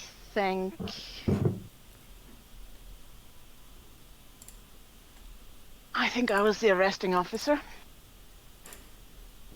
Is the black memory? Oh, was it black memory or black card? I guess. Black card. Yeah. Yeah. Sorry. I think I was or at least I was part of the people who arrested them. Okay. And I think that was the last straw for me.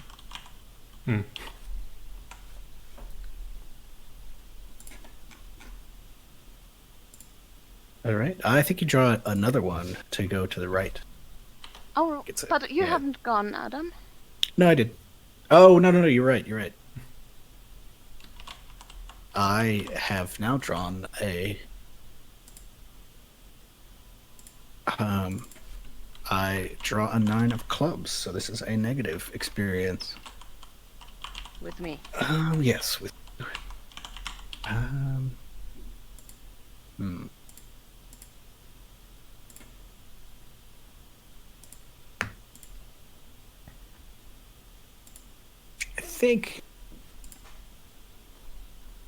think this was just like in that last job, like let's get pretty recent here.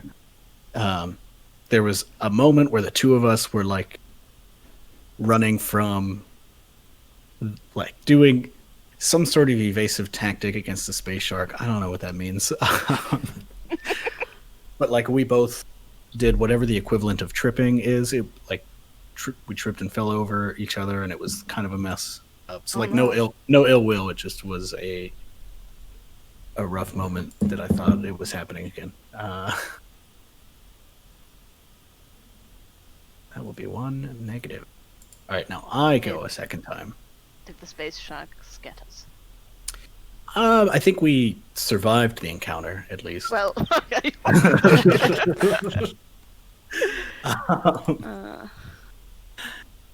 Yeah. We start off the game. We've already all died.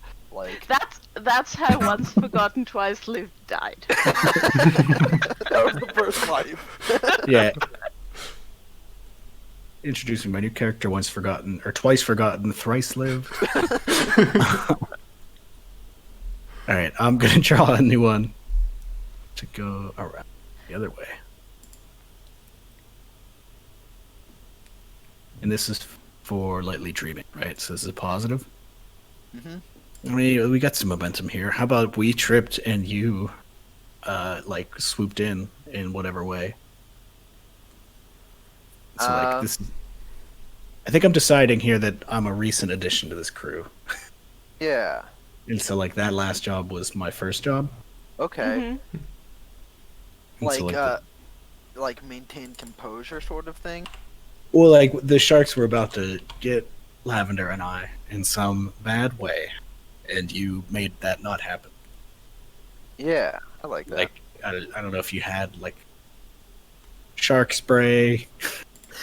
Yeah, I had the foresight to use shark spray in that scenario.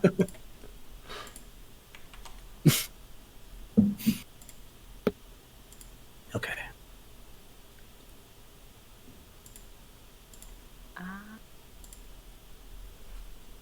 Yeah. Yeah, so you leave that I to have you. a red one too.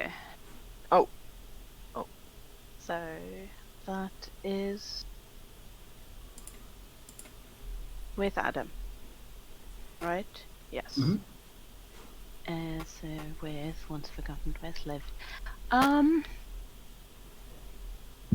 So you're a recent addition to the crew. I think after that whole thing, I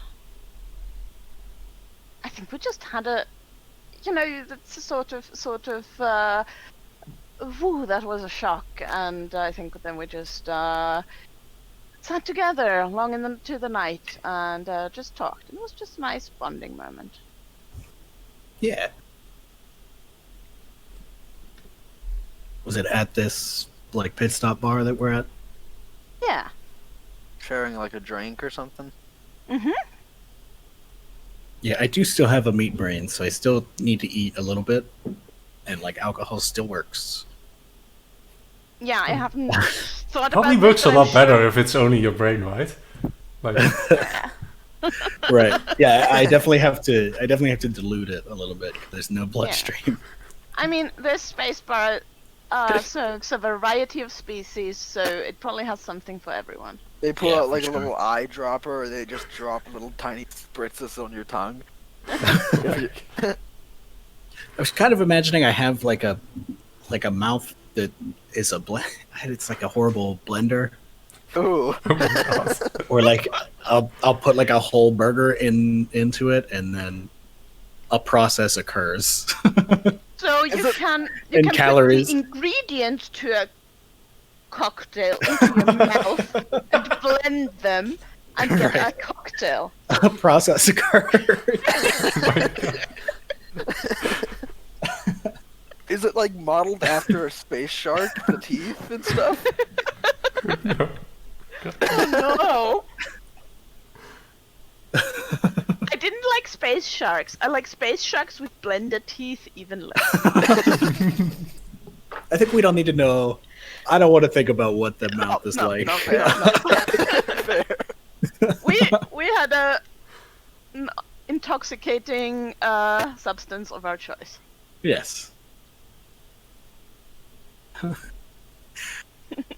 I guess I'll draw my second one. Yeah.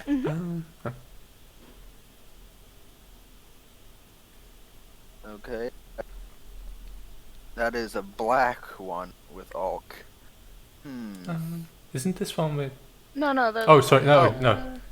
No, this is what mini. Yeah. That's right. Or do I have it wrong? No. Nah, it's- This one is with it's me. out I was there. confused because, yeah. Yeah, but Oh, nothing.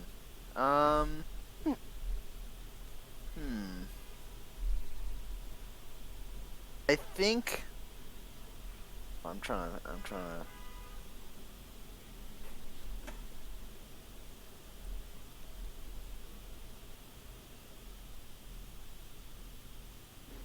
I think that maybe Lightly isn't entirely convinced of Alk's I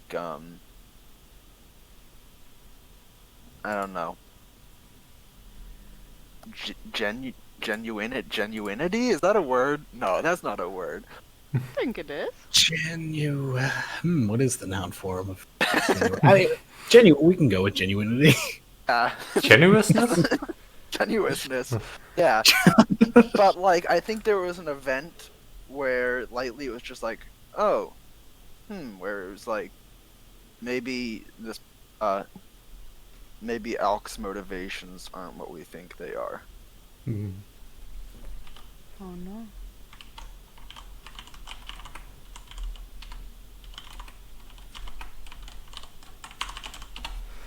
Okay. And then I need to draw one more card. And that's red. So positive memory with lavender twist. What would be my positive memory be with lavender twist? I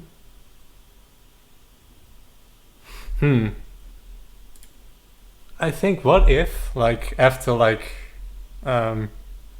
basically the arrest happened, I think Alk probably got into trouble again, and Lavender helped me out of prison basically, and that's also how they quit their job. That's how we met and started working together. Yeah, cool. The first step of redemption.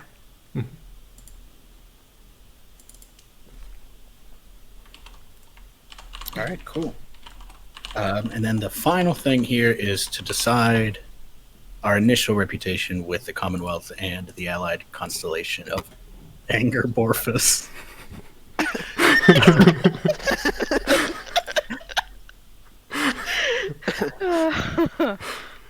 Is it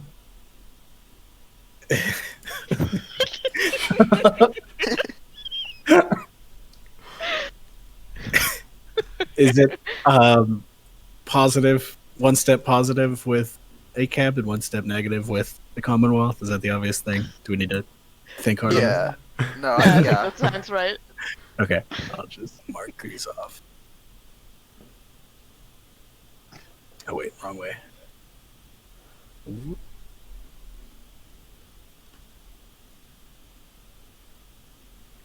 Just can't deal with it. Cool. So I think we're ready to play the game. We just need to generate our job, and then we're good to go. Do you want to generate the job, take a quick 5-minute break, and then get into actually playing the game? Yeah, sure. 2 hours in. Oh yeah. I love games with world building sections that take as long as the game. It's so fun. So the session framework, we start a session by generating a job and creating our job card. Next, we mark on the job card that after 3 rolls have been recorded, the active player will generate a twist. So we'll get into that in a bit. Generate the job. For this quick start book, only the delivery job and its additional tables are provided to keep in line with the courier ship. Following are the delivery job generation table, complications table, and twist table. On the job card, write out the job generated by drawing a card and filling in the categories of the framework on top of the table. Take turns drawing for each new category. Further define the different categories that are drawn. Afterward, each player may draw a complication, increasing its rating by 1 and also increasing your net pay at the end. Discuss how each complication fits into the narrative to make it. You may choose to add a complication without increasing the rating. So, let me get this on the screen. Big.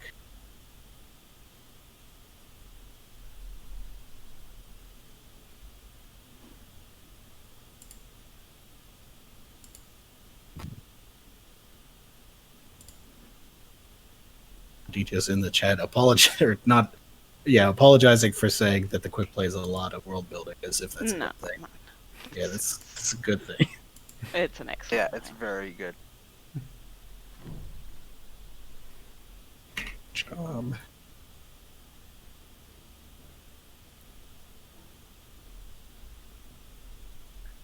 So, job.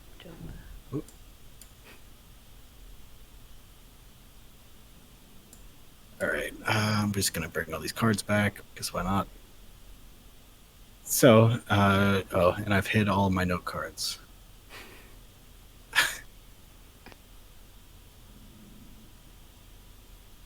Banish the note cards. All right, I don't know what I'm doing. Let's just bring this to the front. Cool. All right, so we have been contacted by a group/character that needs a package type delivered from location to location. So, text.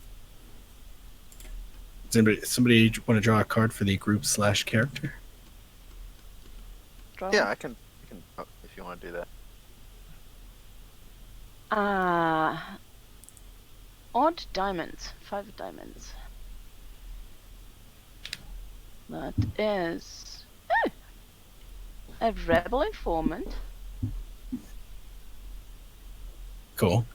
That's good. I didn't want to work for the, for the Commonwealth. Okay, so a rebel informant. Does anybody have like a quick name for this person?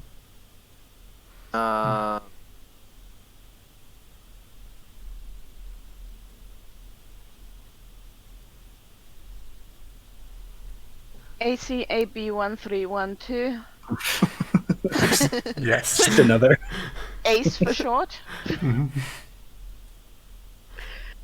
right, so contacted by Ace, ACAB model 1312.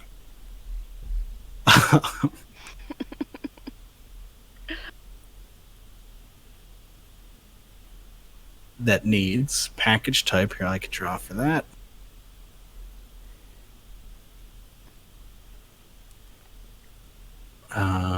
Queen of Hearts. They need illicit drugs. Oh. Hey.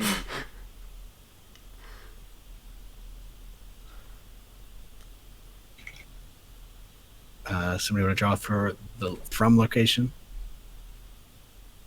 Sure. Yeah, you can do that. That's the 7. So art, spades, a seedy club on a colony. Hmm. Mm. Hmm. That fits in with the drugs, so Yeah. Yeah, what do we think the... What would this be called? Hmm. CD Club.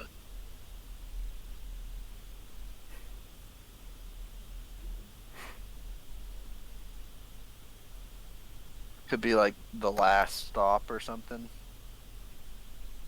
Yeah, that's nice and simple. Delivered from the last stop to one more card. I'll do that. And then we can have company. Queen of Spades.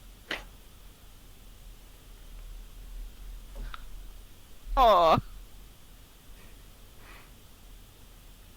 Does that say Oh. The Queen of Spades. I'm looking through the. Okay.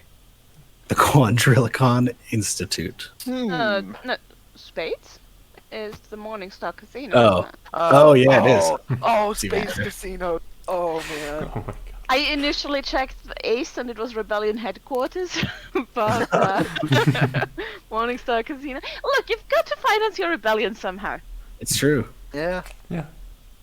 Casinos are known for having money. And it's That's important. like their thing. We're probably using the drugs as a cover for pamphlets. Like if they catch us with drugs, yeah, not great.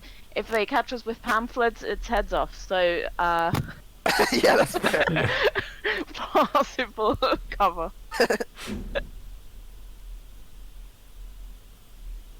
All right, cool. This is we need to do. Hang on, let me remember how the part works. Okay, so how can I make a triangle in roll? Is it possible?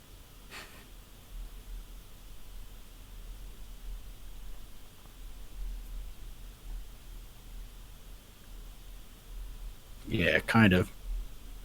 All right, so this starts at a rating of 5. Which means we have 5 of these up and down. But we can add. I'm going to send this card to the player so I.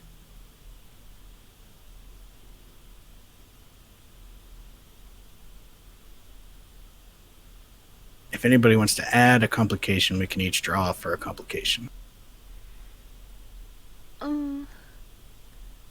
I mean, I think it's good to add one complication at least. Yeah, for sure. I'll draw a complication if that. Okay. Yeah, go Sure. for it. I'll add as many as we want. Well, we've Just got like 2 hours. Yeah, that's fair. 8 of clover.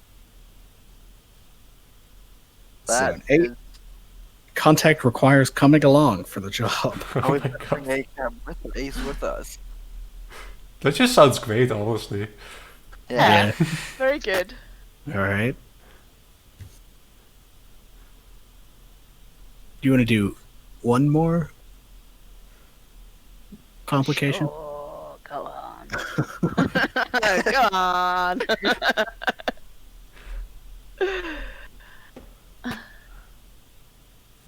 It's a jack. Package is incredibly fragile and must be handled with care. Ooh, fragile drugs. Hmm. Okay.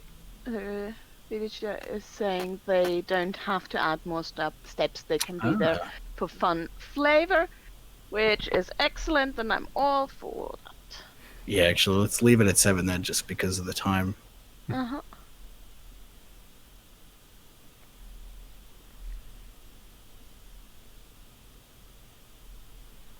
Does anybody want to add any more with that in mind? Yeah, I'll add a flavor complication. Flavor complication. Where's my... No, I can't draw cards in the chat window.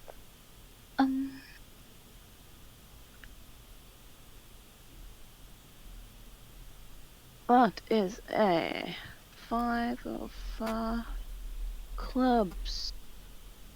Location is barricaded by galactic superpower. Wow. Ooh. It's a Commonwealth casino. Yes. Oh my Ah, god. That's why we're taking the pamphlets there, right? yeah. Yeah. Sorry, you mean drugs. We're taking drugs. The drugs, not, Yeah. I not- mean, yes, not yes. Wink There are no Pamphlets? Never. pamphlets. Okay. All right. I think we are ready to roll. We are. Quick After a break. break. Yeah, quick break. We're back Yeah. at like 10:20 or so. Yeah, Yeah. 5 minutes. Or- Local equivalent of 10:20. I'll see that. See ya. 420 for me actually, so It's probably Hell yeah. 420 somewhere, so if anyone Yeah. wants to donate 420. it will be 420 for Um, me, so yeah. Yeah, I'll be right back. Hey. Welcome back, everybody. I lost my words. So yeah, we are back. As a reminder, we're here as Roll Plus Justice. We're playing games to raise money for causes related to the Black Lives Matter movement and in solidarity with protesters everywhere. So with that said, we have received 2 donations as we've been playing since I last read them. Anonymous donated $36 to the 70 plus split bail fund and said, Black Lives Matter always and forever. And Adela donated $20 to the NABL Black and Indigenous 2S LGBTQ Fund of Toronto for evasive maneuvers against space sharks. Thank you to everybody that's donated so far. Yeah, the other reminder, you can get this game and many other cool games that we've been playing at the Tabletop Treehouse bundle. You can also watch Viditya, the creator of this game, has been doing some streams to raise money that have been really good. He made a game about dog detectives and cat gods on stream the other day. It was a blast to watch. That sounds amazing. I'm sorry, what detectives? Dog detectives. And cat gods, right? That was the second Yeah. one. Okay. That was, yeah. Genuinely a good game that I'd like to play at some point whenever it's finished. Amazing.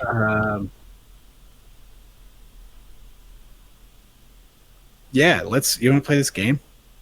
Yeah. Let's play Yeah. a game. So the way how does this work? Where did that? We start telling a story. Right. Page Yeah, space- 16. Perfect. Does anybody want to read it, or do you want me to read it?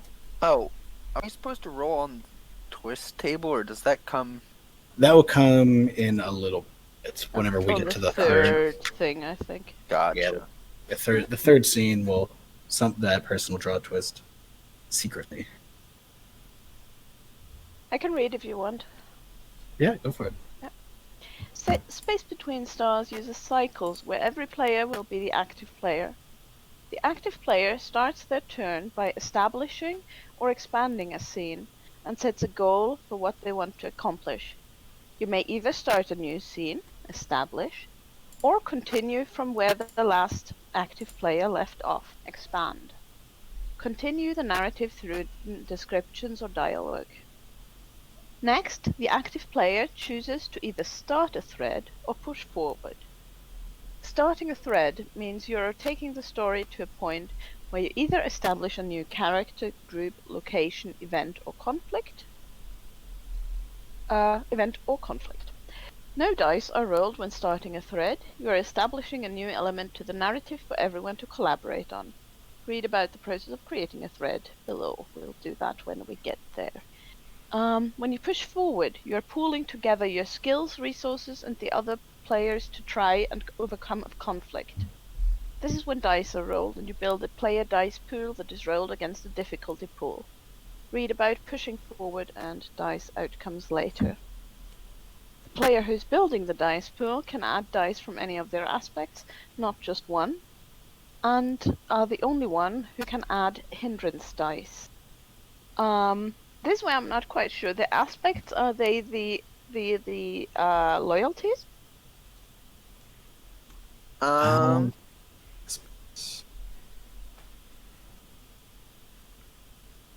Yeah, I think it's everything. I think it's loyalties, abilities, hindrances. Items. Yeah, because everything can add dice. Right. Okay, so any of those, except hindrances, because the player who's building the dice pool is the only one who can add hindrance dice. Right. Yeah. But the active player's character does not have to be the one to build the player dice pool. Decide who has more at stake, or is the central character to the conflict, and they will be the one to build the player pool and bring in hindrances. Yeah. So then at the end of the job, it says that the first thing we should do, the first round of the game, will be moving the story towards creating a beginning conflict. So we should start by creating threads, and the first or second one should be a conflict that tackles how are you starting the job. Mm-hmm. Because it's easier to start a session with a goal, whether immediate, threatening, or long term. Right. Do we want to just do you want to start with that, or do we want to? I think we should either start with that or create the character of Ace, because Ace is coming along with us. Yeah. I think we should start with setting a goal. Well, I don't know. I could swing either way. Yeah, we can also establish Ace on the first leg of the journey. I suppose. Yeah. Do you want to do the conflict? Me? Broadly. Somebody should go first. I don't know who. If anybody, so like to create a thread, basically, whoever's turn it is, who will initiate a turn order here, will like make the top level of it, and then everybody adds a sentence. Okay. Right. So this is introducing Ace, right? Like when we meet Ace, I guess. Yeah, we could do that. Yeah. And so, right. So when we create a thread, we first bring the narrative to a point where we want to define a character. So, like, where do we want to start? Like in media res here, like on the ship, like chatting to Ace. Bringing Or are we Ace at the last stop? Oh, do we want to do it at the last stop? Yeah, that could that's be interesting. Yeah. Yeah. City boss scene. Yeah. Starting a scene, we're looking for like a sentence that's just. Let me check the examples real quick. Yeah. Well, Okay. I think we could play it out a little bit until we need to, and then we'll define Ace using the process, and then finish like playing out the scene and define the conflict. Yeah, I think our crew is, we hang around the last stop. It's a place where we relax and also kind of maybe get hints about what the next move for us is. And we've been called here by Ace, who is waiting at a bar for us here. A corner. Right? Is this like a booth? Do we have like Yeah. a booth in the corner? Yeah, let's define Ace, and then let's see how it goes. So,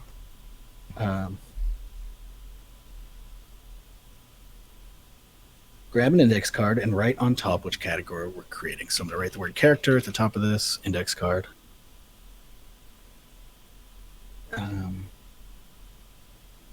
Write out a name or a title that identifies it. We've got that. Ace, ACAB 1312. absolutely wonderful name.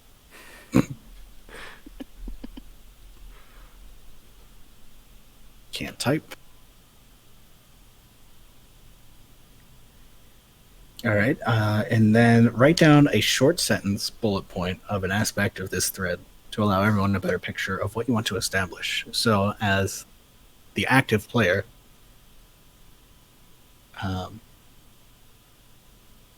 yeah, what do we got? Give us a short sentence. I think Ace dresses in like a flowing outfit, like something that's almost looks religious in nature. Cool. Cool. Cool. Yeah, do you want to write that on the card? Yeah. And then, Cindi, do you want to add something? What would I add?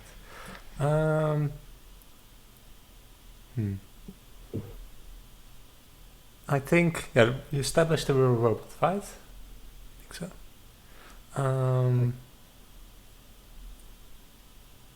I think that.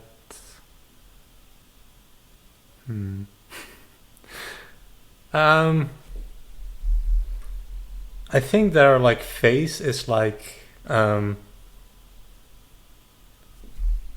would I describe this?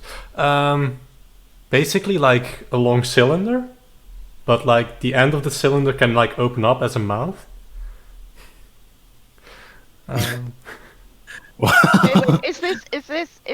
Is it vertical or a horizontal cylinder? A horizontal cylinder. You're looking at a long tube and then it sometimes opens up. Yeah. Okay, Wait. just making sure. Like their whole body is just a long tube? No, Mouth. no, they have like a humanoid body, but like their face is like their head, I guess, is just like a horizontal tube that like opens up. Right. Yeah, at first I thought you meant the whole body was a vertical tube, and then Okay. it had to be above it. Above them. In religious flowing robes. Yeah.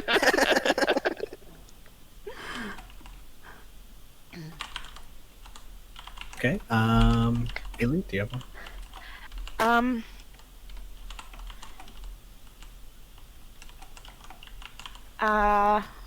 Did we define pronouns for Ace?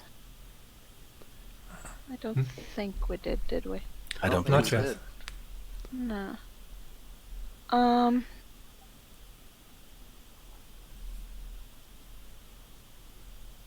I think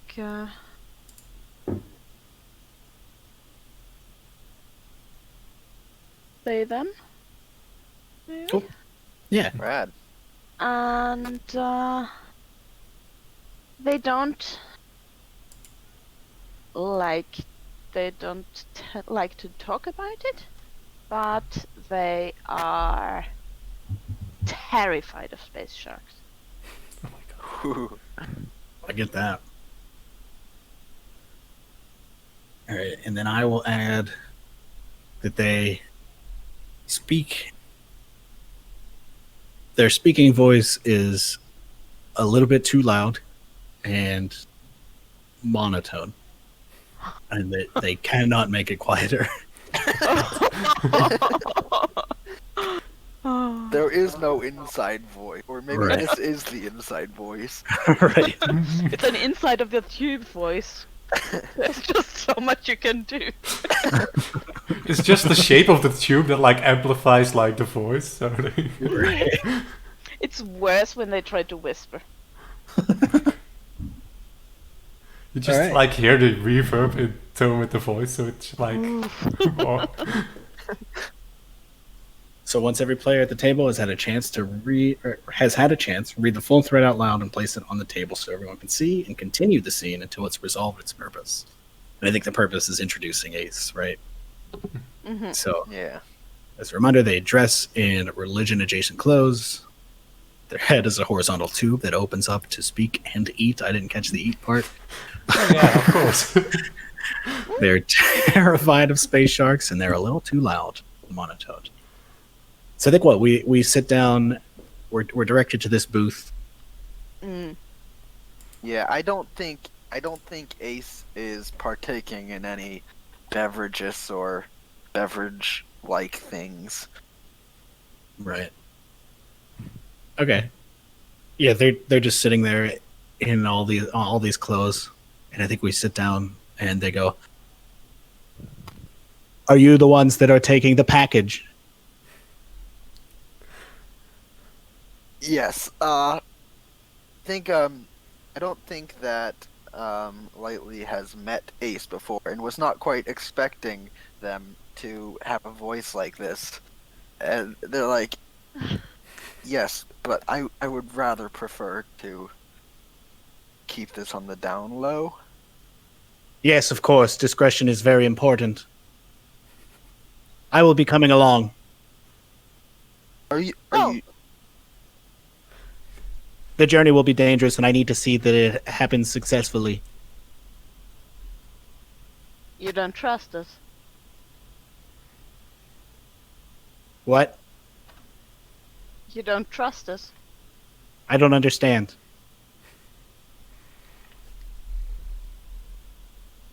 I will be joining. You know, this is dangerous territory we're going into. That's why I must join, to make sure that the job is successful. Can you fight? Can you protect yourself? This is not a fighting job. This is a delivery job. A Right. dangerous delivery job.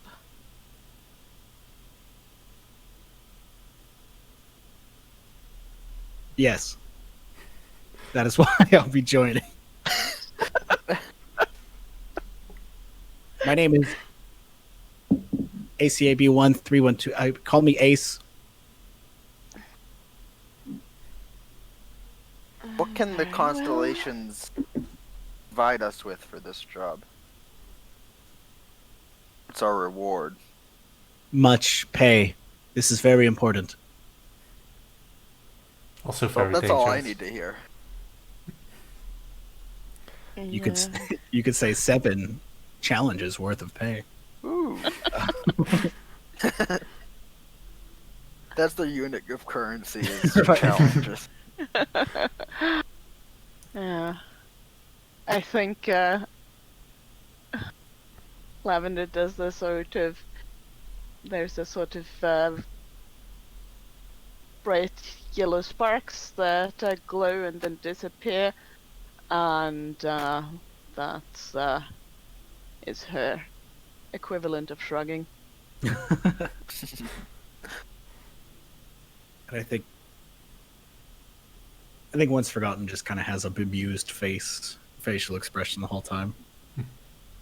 Yeah, I think there's some hesitation on bringing Ace to the Great Escape, like just because I don't think, at least for Lightly, they have the impression that this is a robot that would be great under pressure.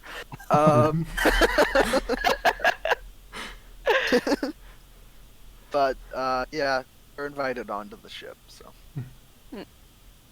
Yeah, do you want to call scene there? Yeah, And move to okay. the next one where we establish the conflict, or the starting conflict. Yeah, that sounds good. Cool. What order are we going in? Who's next? Guess I am then? Because Ali Yeah, I went think- last one, I guess. Yeah, let's stick to the order. That's good. I'm gonna rearrange our note card just to keep it there.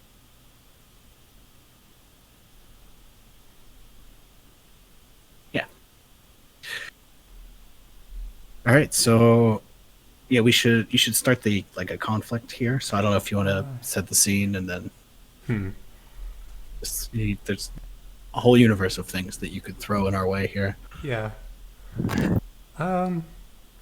I think what happens, and this is kind of something I'm stealing from chat, so sorry chat, but I think what happens is as we're going to basically going through space, Ace has been part on the ship. We're like on our way to like the casino, and all of a sudden we see this like weird shape in the distance.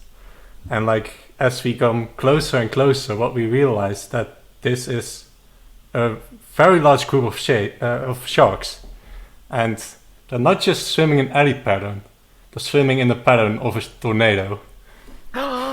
No. Okay, so We we're counted the in. sharknado. So we're in the ship already. Yeah. Okay, we've taken off. The space sharknado is here. Okay, so we should grab another note card and establish this conflict. And we do it the same way we did the character, where we each can add a sentence if we choose. Is this an immediate, threatening, or long-term conflict? I think immediate. Okay.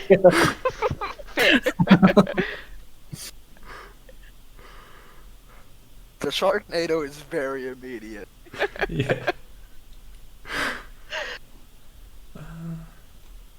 All right, I've added that as a header. So that means it's like one die roll in Okay. the next scene that will deal with it. Two.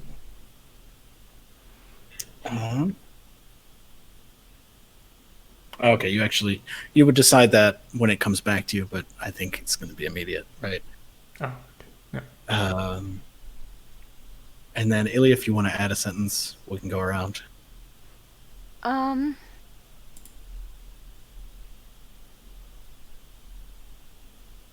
I think.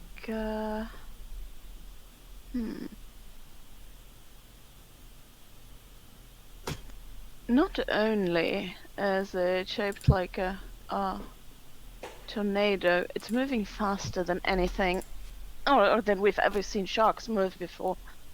Oh no.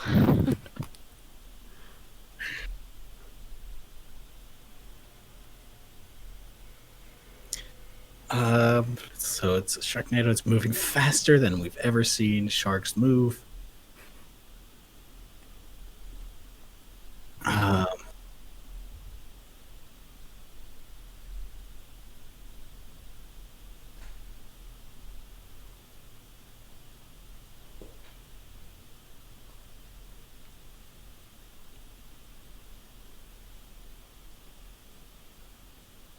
I think I'm going to add that there are no whales in radar range. Sorry, whales. Are we Can't say allowed this. to add a sentence that's good, like, for us? In terms Would you- of survivability. What did you have in mind? I didn't have anything in mind, but just I know for the future. I mean, you just add a sentence, so why not? Yeah. Who could stop you? There's no GM here. Then the player may add another sentence. You don't have to. Here's Right, the thing: you don't need to that's- make it worse. I do kind of want to escalate it though. So Escalate it. I'm gonna say that they're not racing towards us; they're racing away from something. Oh my god. Oh shit, Oh no! that's worse. You made it worse. Oh.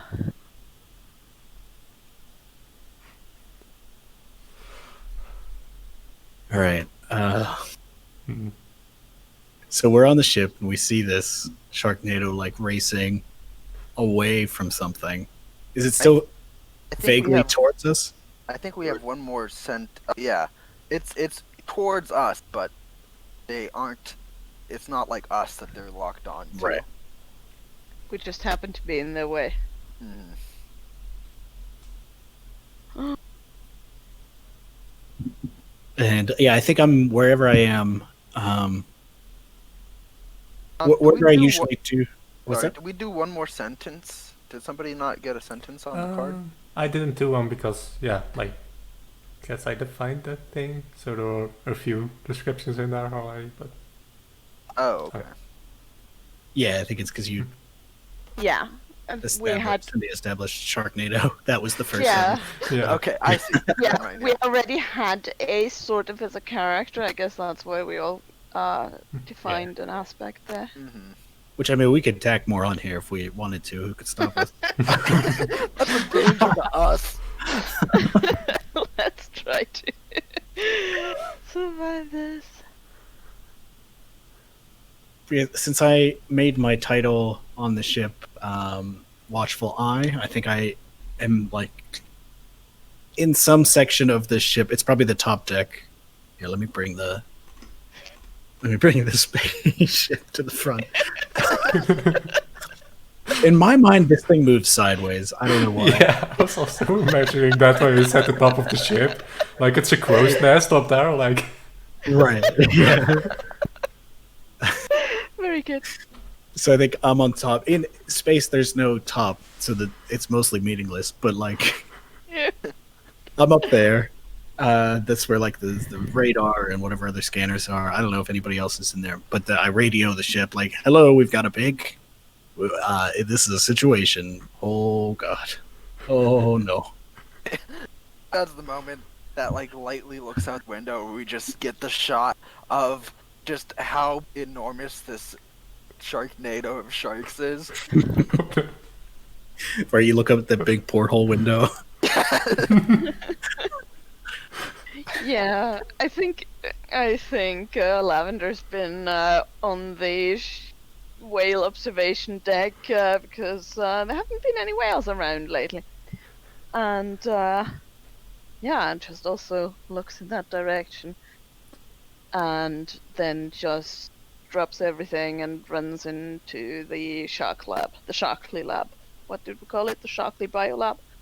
Yeah, we do have a Sharkly pilot left. Yeah, I feel like Lightly would get on the laser turrets just in case. This Sharknado is approaching quickly. Yeah. Yeah. Yeah, I think Alk was probably just like, I don't know, checking in on some like subsystems, and then like they heard the call and then just went up to the like captain's chair, I guess, to like do command stuff. No, not laser Evasive sharks. maneuvers. Evasive maneuvers. No. Yeah.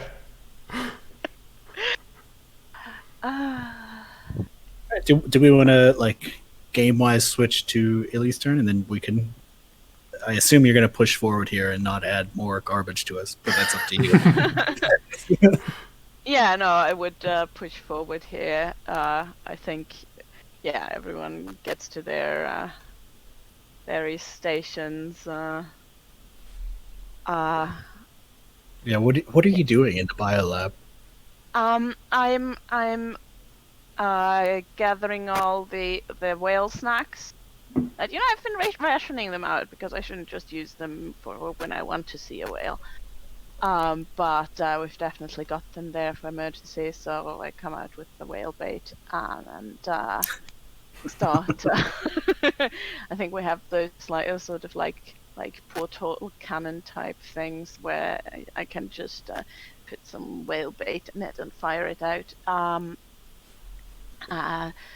And hoping it attracts whales. Okay. Yeah. Like the bat signal for whale.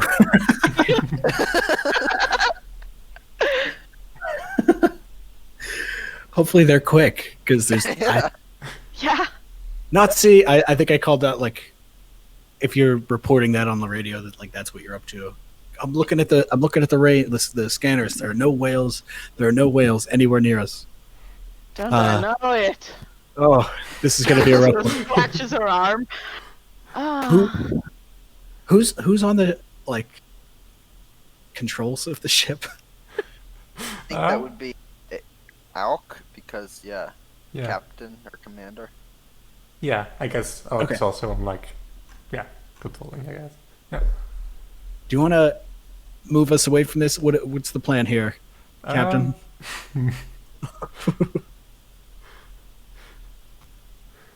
I think They're probably moving so fast that we can't really outrun them. But I think lightly radios in is like, I've got a shot on them. Should I take it? take it. And like, oh yeah. Oh man. Yeah. I want to do like you do the shot and like I try to fly through like the like opening you created in the tornado. Oh wow, yeah. Just like dusting like whale bait all over everything to hopefully save everything. Yeah, should we roll dice? Yeah. Yeah. Okay. We should go through the dice pool process. We sure should. So this is probably either Lightly or Elk putting together the dice pool. We could do a group, right? We can pool our dice as a group. We pool our dice, but one has to be the lead because the character has most at stake or is a central character. Right. I think conflict. Probably Alk would be, because piloting through the Sharknado is significantly more difficult, I think, than shooting at it. Right, because like it's a big Sharknado. It is. It's like hitting the broadside of a barn. Oh, but then sure would be useful if I had any skills in that. All right, so we start with 1d6. So that's good. Mm-hmm. We can add or change dice from I believe your player if they help the situation. Oh, from all of these, yeah. So if you're playing towards a loyalty, if you're utilizing an ability, or if you have an item helping your outcome. So what do we have from our commander here? I will help the... Nope, I don't really have any loyalties that... Nope. You really kind of pigeonholed your loyalties here behind, like rising up against. Silent Sharknado. A silent scream sounds good. Does it hurt their head? Oh yeah, I'm using the silent scream to like scream at the like scream at the sharks. Get off my lawn. Yes. Also accuracy. You can see when things will go bad. I feel like that's a useful skill here. Yeah. And also here's a pitch for your loyalties is that like because we're dusting this all with whale bait, like we're trying to get the space whales involved to like handle this problem. And we did just leave like what's it called? Base. Oh, the constellations like bar. Mm-hmm. That's so like we're trying to protect those people, you know.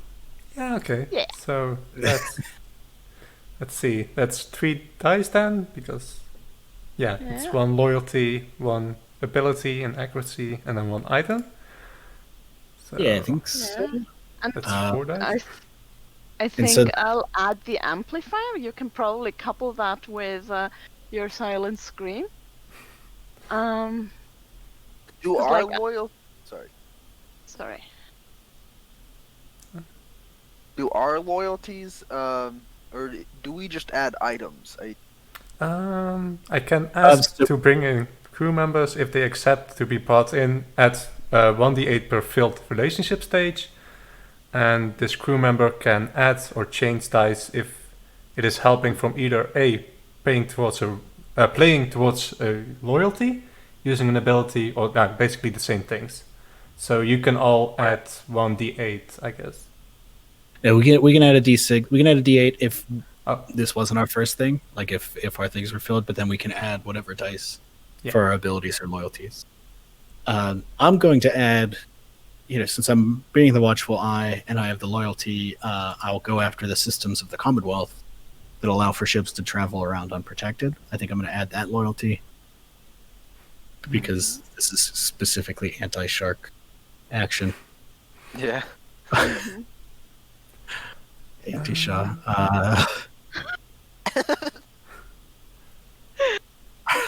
Sorry.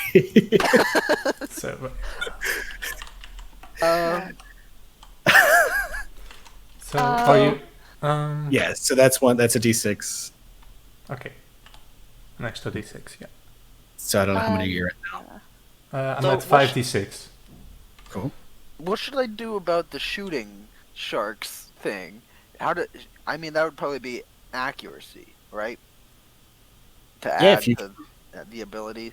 I don't have Uh, any dice in accuracy, but I don't know if it still adds one. No, because I don't think you have any dice in it. But are Gotcha. you acting? Let's see. What else do you have? But you can also add 1d8 per filled relationship stage. So I think that's 2d8 Oh, that's for us. yeah. Hey. No, yeah. so like that's like the whole. If we have a filled in entire diamond. Oh, an entire Ah. diamond. Yeah. Okay.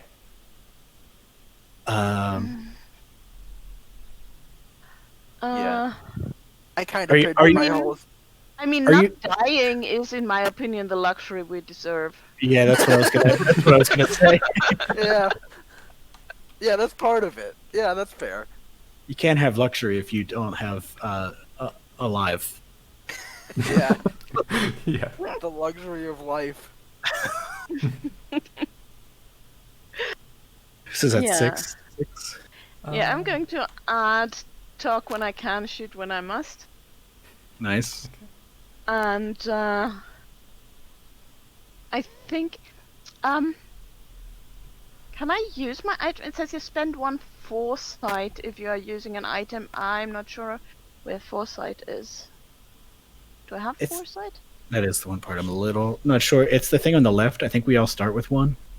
Okay. You can drop that down to 0. Yeah, so you can turn To a upgrade. D6 Oh, into right, there it is. I could use the amplifier here. Probably we can sort of, because it amplifies my electromagnetic waves. I'm sure we can somehow rig it together with your silent scream to amplify your scream. Oh hell yeah! Yes. bass boosted silent scream. So that's one more. Oh, we apparently start with foresight equal to how many items we have. Ah. Everybody, fix your sheet. Perfect. How do I put that? No.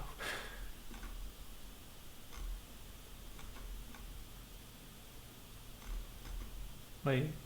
Oh, yeah.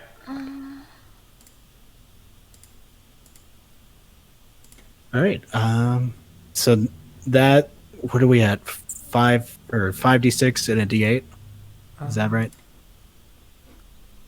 Yes, because we upgraded one of them into a D8. Okay. You got 2 dice from me, right? Yeah. I got... Let's see. I got 4 dice from myself, 1 die from Adam, 1 from Ali, and 2 from Ili. Right? Yeah. And one Oh, of that those was should- an upgrade for... Wait, So that's should 8 be... dice. Yeah, that's 8. But one of those was an upgrade, so that's 66 and 1d8 then, right? Hey. Yeah, that sounds right. Okay. All right, and then the difficulty pool starts with a d8. We bring in a d8 per additional plot thread being tackled. Yeah, so do I so- just roll this one now, or...? Let's roll our pool and then we can figure Yeah. out the difficulty pool. Yeah, I like that. It's... Okay. Great, okay.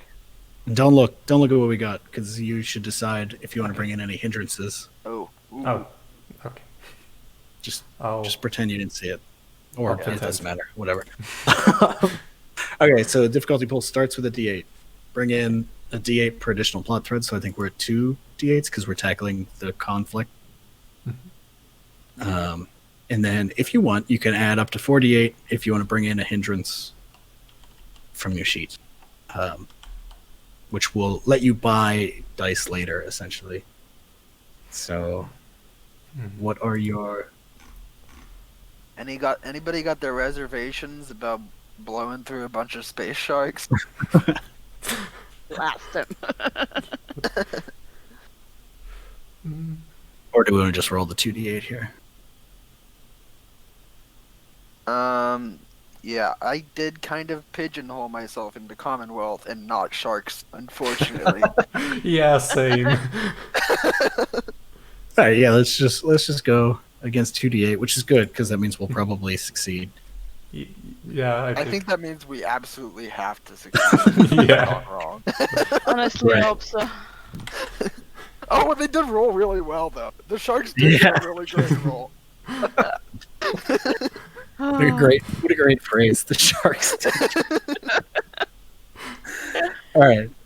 So first, add up the dice. It's 33 to 15. So we that means it's a success. And then second, which pull rolled the higher number. On a tie, it goes to the higher total pull. So fortunately, we got an 8 to counter the 8, and the tie goes to us, which means that we got a yes and result here. So like, Okay. yeah, play this out. What's going on here? Oh my god.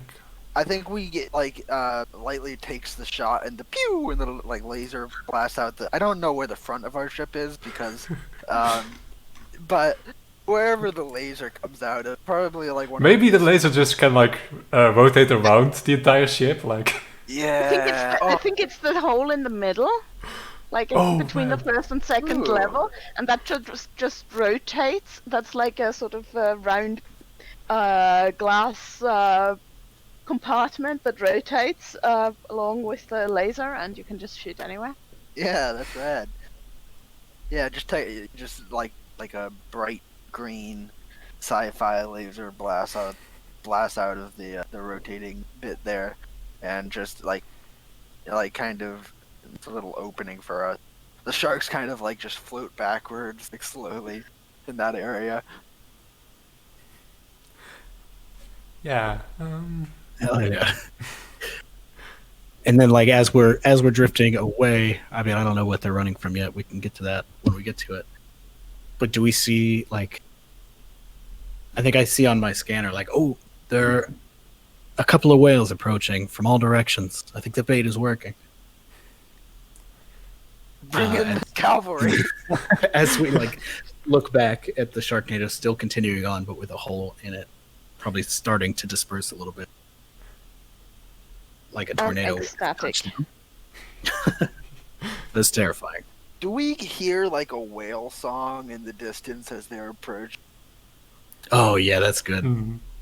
Like I'd like to think our ship, probably a lot of the ships, since the whales are like revered in a big way, the ships probably themselves have like a weird amplification thing that like if there's a whale song anywhere in a large range, like you just hear it in the whole ship. Oh, it's part of the scanner. Yeah. Yeah, Oh, well- that's Oh my good.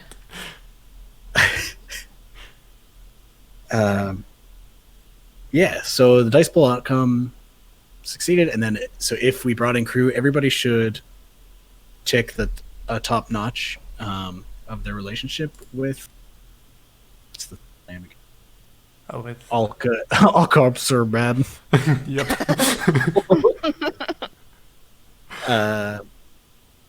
Do I also fill in one with all of you, or?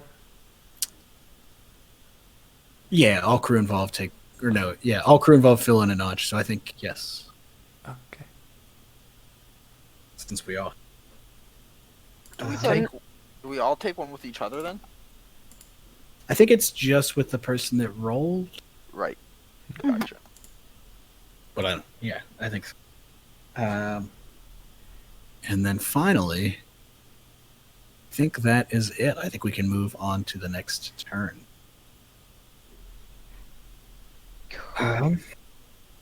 That's Which Adam then, right?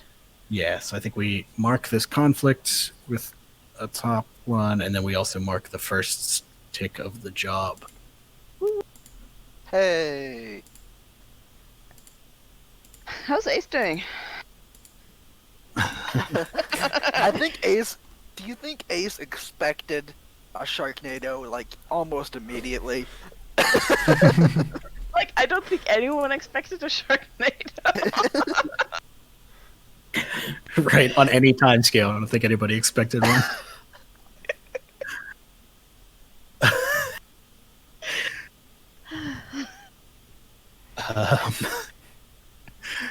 Okay, so go ahead. I was gonna say, I think Ace is like trying to hide their a little bit rattled, but like good maneuvering.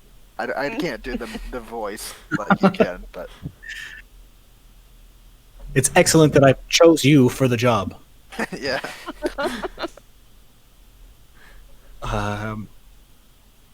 We are at 1 hour left. Mhm.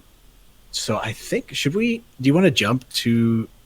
I think it would be fun to be on the casino, or at least on the planet that the casino is on, I do want to see the space Yes. casino. Yeah. for sure. Do you mind if we take like a 4-minute break? Because I Sure. Yeah. Yeah. do that, and then we'll come back and deliver this drug thing. Yeah. Bill's here. All right. Okay. Hello, we are back. I think we're going to hop right into it because we're running out of time. It's my turn. I'm going to do the thing. I forget the term. I'm going to create a thread, which is Space Casino. I think it would be fun to deal with this whole. I think it'd be fun to try to come up with 5 action rolls that we have to do here. So Break through the blockade, maybe. right, yeah, it's going to be Morningstar location, Morningstar Casino, and my first sentence will be that it is like a massive space station that orbits a sun in place of a planet. So it orbits in the place of a destroyed planet Wow. around a star. The Morning Star. I see what they did there. How about it's around a red star, so there's just always this red dawn glow. Yeah. Mhm. It's like a neon red sign. Glow. Oh, very good.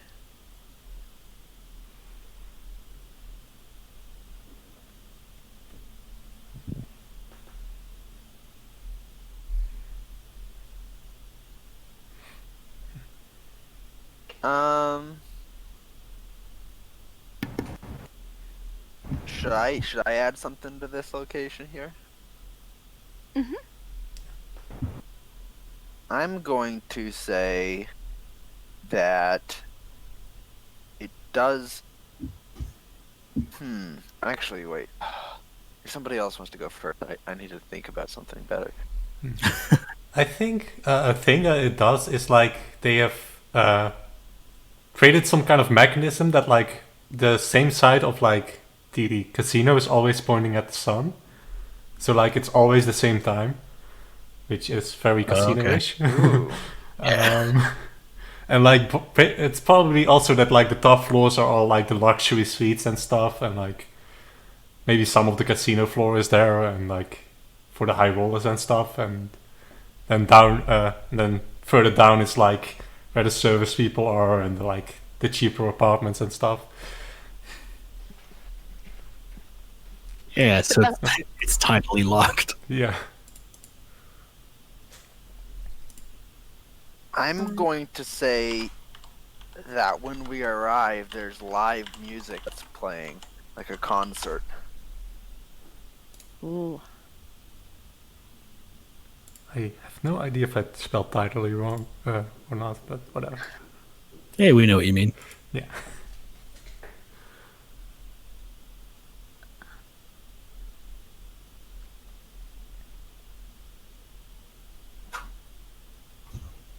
I think it's in a very important strategic location.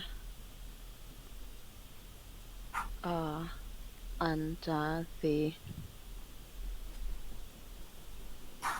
which is why it's so tightly locked down by the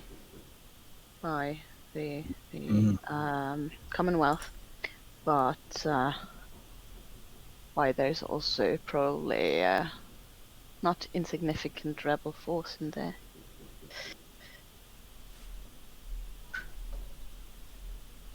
Cool. All right, that's the casino. Allie, if you want to go, you can either. It might be good to create a conflict here, just so then we have something to drive us. Yeah, we have to get through customs. Oh boy.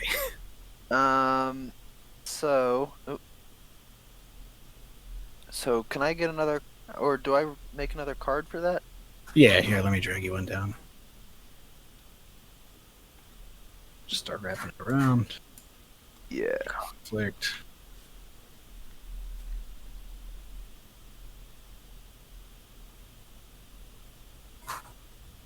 All right. Yeah, you want to make a sentence, and then we'll just slap on quickly, and you can decide if it's immediate, threatening, or long term. Yeah. Or do I put? No, I don't put one on. Mine. I have a very dumb idea. I think like the customs have like special ships that are in the shape of dogs that like can sense drugs.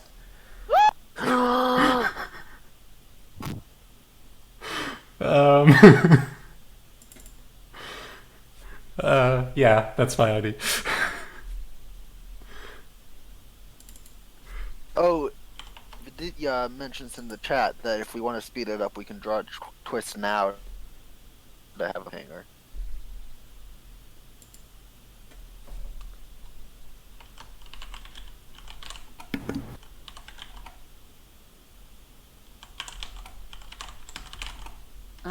How does shall we do it for this conflict? What's that? Sorry, I got. Oh, Vidya said in the chat that if we want to speed it up, we can draw it to kind Oh of. yeah. Does anybody want to be the secret twist person? Oh, it's just one of us who knows the twist? Yeah.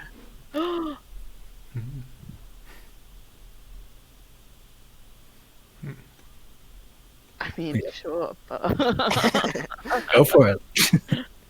how does the twist work? Hang on. So yeah, go to page 29. You'll draw a card, and then take like some private notes about what it actually means based on the table, and Okay.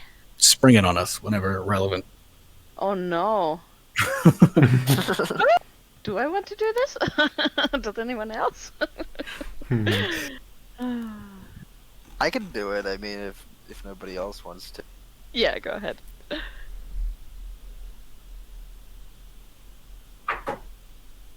Drugs. The sentence I'm going to add.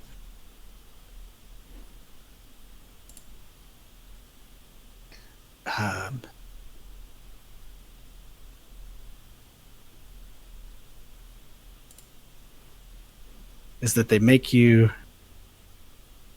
like land in an underground garage, essentially. Ooh. So you can't just fly off when things get spicy. Oh no.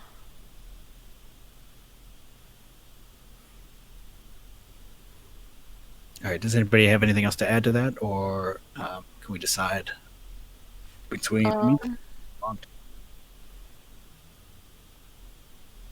I think there's a higher ranking official at manning the kind of whatnot the customs are set up for. Hmm. I think that higher ranking official is Max. Ooh. Hell yeah. Oh no. I hope she doesn't recognize me. Listen, I could be any amorphous glittery blob. This looks familiar.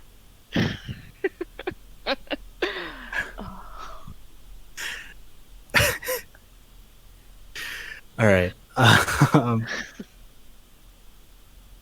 Yeah. So we've docked our ship in like this. Oh, actually, yeah. Is this immediate threatening long? How many dice is it going to take? I mean, that's also pretty immediate, I One think. is- oh, yeah. Unless it's actually, like a no, hyper bureaucratic process. I Mm. could see a 2 die, a 2 die conflict, you know? Okay. Does it mean we have to do 2 separate rolls? Yeah, it does. Okay. All right. Cindi, I think it's your turn if you want to like establish a scene to get us rolling here. Sure.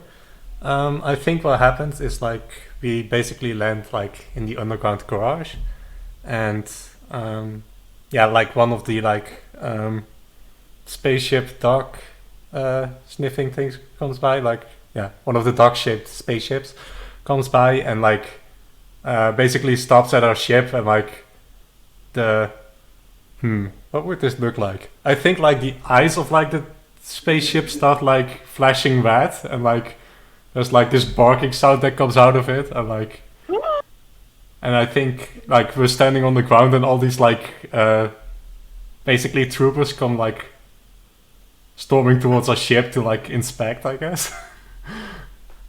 Oh no. Everybody act cool. Takes out a comb, smooths back my hair.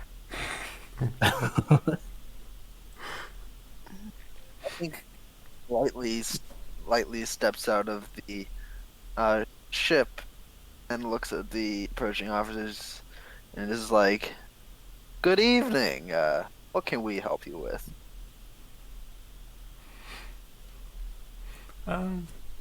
Yeah. Does anybody want to play Lavender's X? Yeah. All right. Maybe I shouldn't. No. Sure, I'll play Lavender's X. Okay. There's a detection of drugs on the ship. We'd like to inspect it. There's absolutely no drugs here. We'd like to inspect it. And like What? pushes you aside and walks into the ship. Oh, Did we Lavender put- recognizes the voice and quickly wobbles away into the shadows. Wait, Lavender has a telepathic kind of speaking, right? In a way? I mean, we know that it's happening. Well, I can't like just talk to people. Right. No, I can like influence the electromagnetic processes in their brains or bodies or whatever. Mm-hmm. So no, it's just Do you know that we have a secret cargo hold? Yeah, We do. for sure. Yeah, should we roll for this to see how if they Yeah. find anything? Sure. All right. Who wants to be? Who's like taking charge here? I think Lightly is probably taking charge, trying to talk Lavender's X on a little bit, let them drop their guard. Okay. So start with a d6. Add dice for loyalties, abilities, items. Yeah.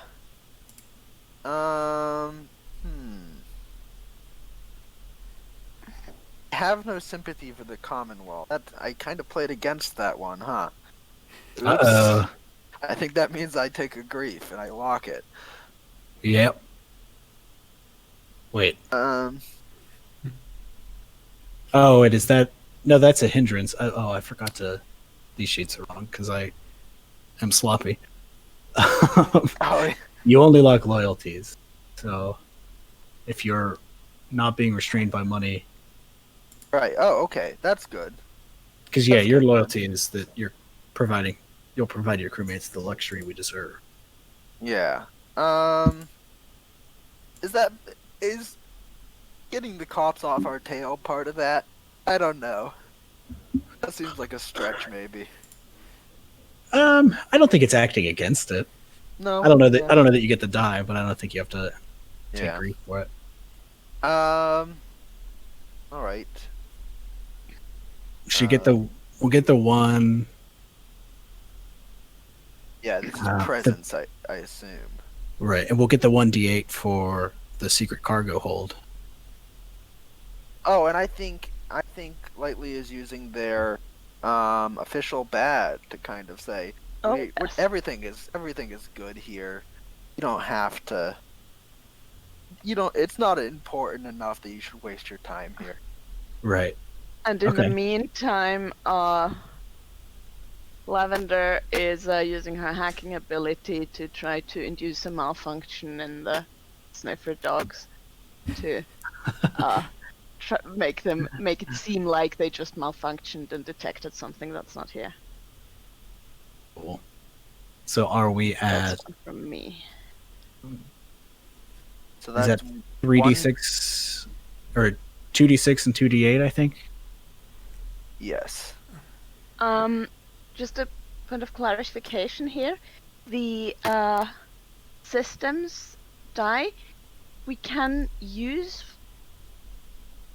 one strain to remove one die after rolled. Okay. So does that mean we could remove one of the difficulty pools dice? Yeah, I think so. So do we want to take the d8 now or later, or remove one later? I think we should remove one later. Yeah, Okay. I feel like that's probably Yeah. So we're purely as a numbers game. It's probably better. So we're at 2d6, 1d8. all right, and then the difficulty pools start with a d8, 1 per additional blood thread. I think that's going to be 1 for the spaceship. So that's 2, or for the customs thing. I think I'm going to say that's going to be 1 for Ace because they're loud and bad Oh at no! Yeah. it. And I would argue also 1 for the payload being fragile. So if they do get anywhere near it, they might break the payload even if they don't find it. Oh no! Hang on. This This doesn't sound like a great roll. So that's 3d8 on their side, right? Yeah. A 4 total because the 1 base Right. as well. Oh, we should probably get something else in here then. How can I help out? Oh no! My loyalties don't work here. I think I'm gonna try to help with my presence by just basically talking to them and guiding them to our ship, but also in attempting to steer them away from the hidden compartments. Basically, gonna use my presence for that. Mm-hmm. I think I'd like to add a hindrance to. I don't remember exactly. That gives us a die to our side, right? No, it gives a die to the other side. Yeah. Oh, right. Yes, that's yes. Oh no! For the hope of I dice. would not later. like to add a hindrance. All right. I'll roll the 4d8 if somebody wants to roll whatever we came up with. Yeah. So we had 2d6 and 1d8, right? Oh, we removed one of their d8s. Yeah, and I think that's after the roll. That's Gotcha. after the roll, so we can. At least that's what. Yeah. Yeah, can after rolled, so we can just pick the highest. Ooh, hey, we can remove So their we 8. nix that 8. Yeah, that 8. Get out of here. And we will take a Woot! strain. Secret cargo. All right, yeah. So that's a success. I think that gets us, they get on the ship and they look around, they don't find anything. The highest die is a 6, which is ours, so it's a yes and. So yeah, I think they don't find anything and they kind of lead us in to a questioning room just to check all the boxes, right? And that would be the next. We can roll that into the next scene. Mm-hmm.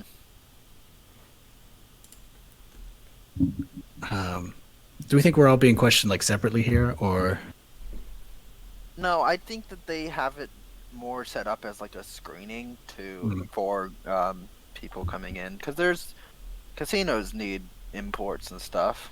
Right. And it's Yeah, that more weird, whenever you go through customs, at an airport, just all these weird questions do you have any reason to not be loyal to the United States and bullshit?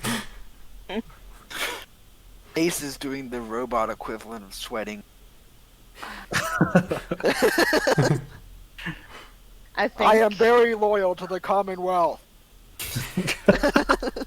Shouting. Lavender has, I think, borrowed one of Ace's robes and is like trying to cover up any sparkles that might be coming out. And just, Oh, right. sort of hood and flowing robe and trying big sunglasses and trying not to show anything in my face. Or, Yeah. Yeah. Alka's just trying to keep her wings shaped as like circular as possible, which is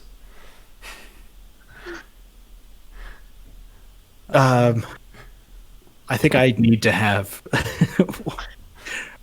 two of my. I think I'm walking on two legs because I got the other two just twitching to stay calm, Yeah. which is probably not a great look, but.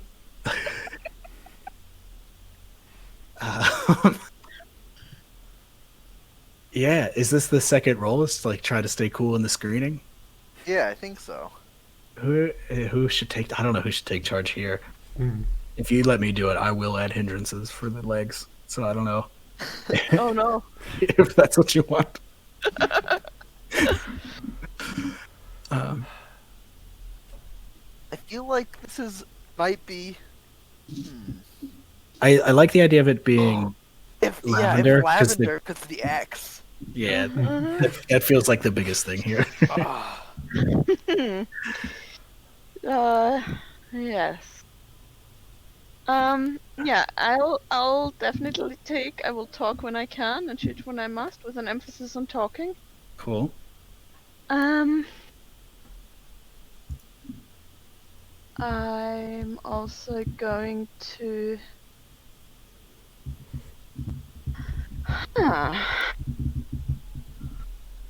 Like, I think I can probably use like I could probably manipulate their electromagnetic waves to just be calm. Like, just make them feel real relaxed and not suspicious at all.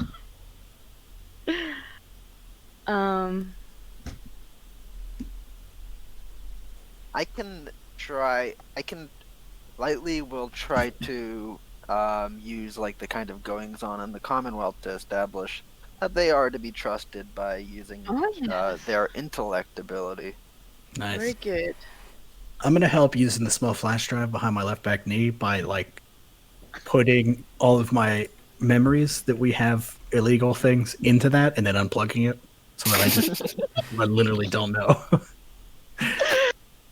Very good. So how many are we at now? That's 4. Okay.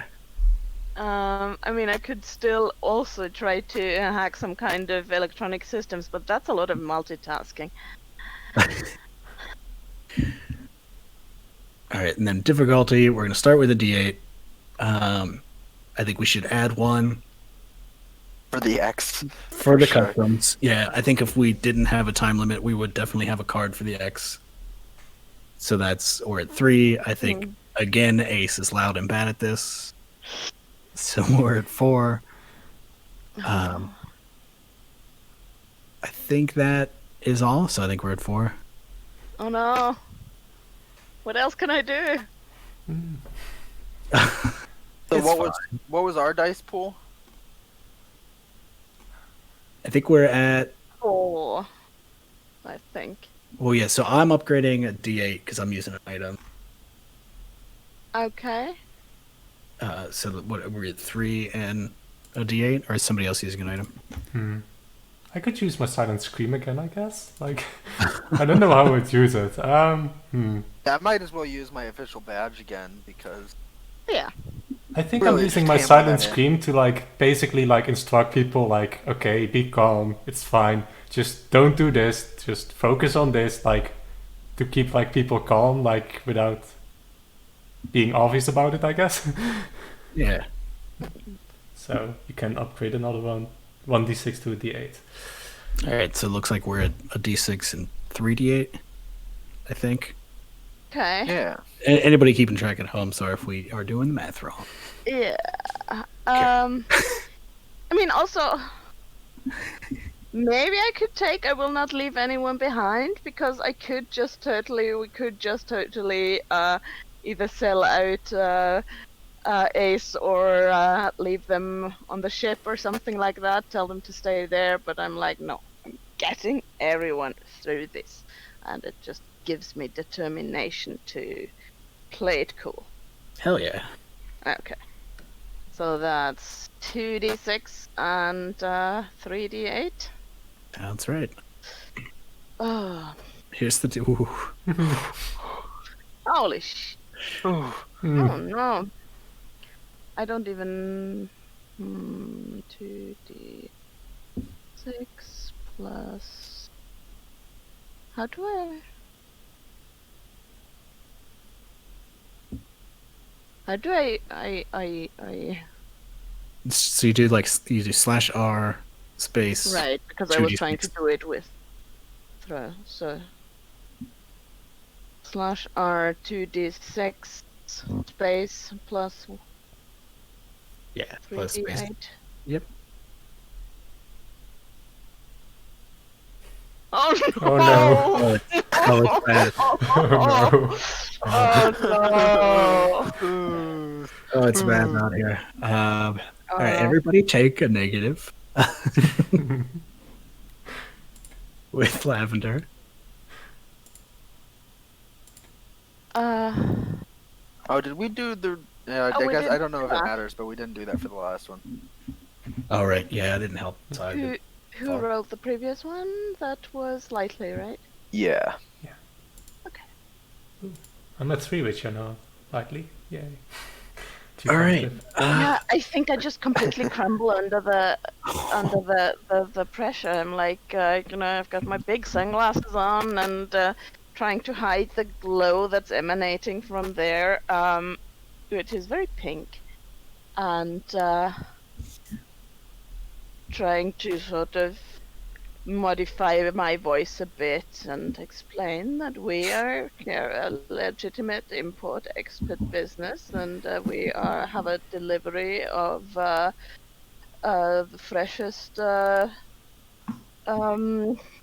space shark fillets for the kitchens here, and my voice just starts shaking and. Do you think it's actually Ace is the one to like just Death to the totally... Commonwealth. Death to you. Yeah, they just like arrest Ace. Oh no! Yeah, I think so. Oh God, yeah, I think they take a bit, and then what do they do with us? Like, I think it depends on our reaction. So, like, I think I am, because I'm like, you can't take him. Like, I'm not gonna throw them under the bus. Yeah, I'm going where the crew goes. Yeah. Yeah. I'm not. Don't leave anyone behind. Yeah, Same. thicker than thieves, or I don't know what the saying is. Yeah, I think so. No, Like it's thick as thick thieves. as thieves. Yeah, that's what it is. Thicker than water thieves, though. Oh no! So we're just in the break? Yeah, I guess so. And like they put a donut on our spaceship. Or what are they called? Where they put the thing on the wheel? Yeah, I think it is like a donut. Oh no! Which is very funny because this thing is a donut or cupcake stand. The picture of Oh God. Yeah, I think maybe we're like under lockdown on this casino. Right. Yeah, we're taken into like the center of it. There's probably some big like bureaucratic base. Yeah, I mean you get trouble at casinos anyway, so. Right. But like we did vaguely hint at this being like an important Commonwealth like Yeah. location, like a strategic location. So they've probably got like a secret base here that we're. Yeah, like maybe the normal security room just has a back room. That is the real security room. Right, and it's like high Like you've tech, got the terrible. people manning the cameras just to see that nobody cheats at the craps tables, but then you've also got the the real security base. Right. Or what if it's like behind that craps monitoring room, there's just an Yeah. elevator, and the elevator just goes down farther than you could guess? Yeah. Oh yeah. Oh, it's like a this doesn't secret seem elevator. right. Yeah. Yeah, like this doesn't seem right. Surely one must be in space by now. It's not that big. This base isn't. Oh no. Okay. All right. What do we want to do here? Because we have 20 minutes left. We just put ourselves in a real pickle. I have a good idea for a twist if we want to like end there, but also we do have 20 minutes left. So I'd be up for it. Like if you want to like lay the twist on us, and then yeah, we can get reactions and stuff. kind Yeah. of roll credits on that. I think as we're going down, we hear a loud explosion above, and there's like a megaphone that calls out like, "Attention, Commonwealth citizens! This is the Allied constellations of Inger Borges." I don't remember what the name. Porthos. and it's like, we're here to emancipate you from the chains of the common. Then you can hear somebody's attacking because I pulled 7, which is the location is under siege. Oh hell yeah! Hell yeah. And then this would just like And I think the whole elevator like shakes as we're going down. mhm. And I think Ace was in on it. This was part of the plan. Yeah, it's not drugs at all. Oh. It's like the weapons for this. Yeah. Yeah, which is there is a distraction as the. Wow, amazing. Yeah. Yeah. So when can we continue this game? Yeah. I'd finish this. Hell yeah! Figure it Bonus out. episode. Right. Ah, Yeah, and I think like, oh god, what if Ace is just actually absolutely killer in combat? Just like hand-to-hand combat just takes my these God. guards down. oh man! Yes. Right. Breaks us out of the elevator single-handedly. Yeah. Which is why they like shouted that and got us arrested in the first place. They knew it was Yeah, about to happen. Oh, They're like- what is it not? They're like, this is why they call me Ace. And also ACAB 1312.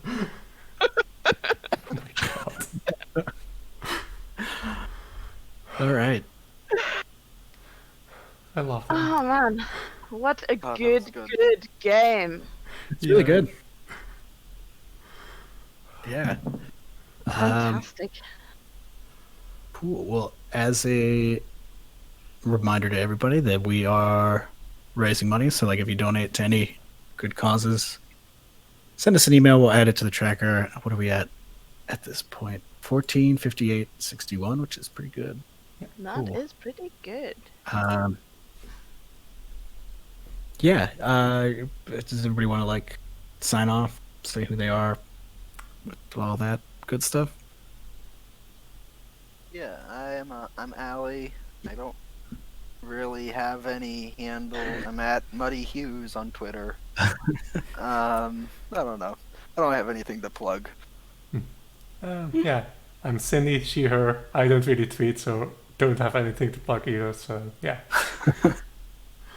Yeah, I'm Illy. I do have a Twitter that I also don't use that much, but once in a while.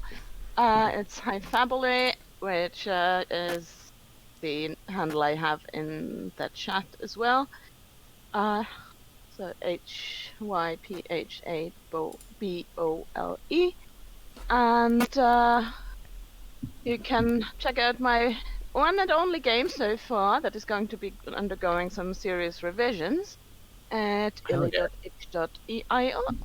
It is a pattern magic game. It's really fun. I played it. It's great. Pattern magic game is such a great concept. Yeah, I'm going to be doing some rewriting of some parts of it or expanding it, but it is an excellent game. Thank you, everyone. Thank you, Adela, and do hit me up on the on the Roleplay Bond server anytime to play it. Cool. And yeah, I've been Adam.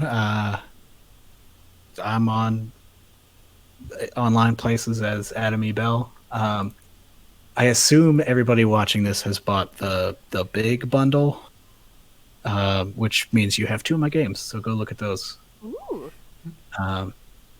One is No Stone Unturned. It's similarly a GM-less game with an overly long world building section, and then We love our overly long world. Right. Section. Yeah. surprisingly complex dice mechanics. Listen, I played a game that was only world building yesterday. World building is good. It is. Yeah, and that's been us.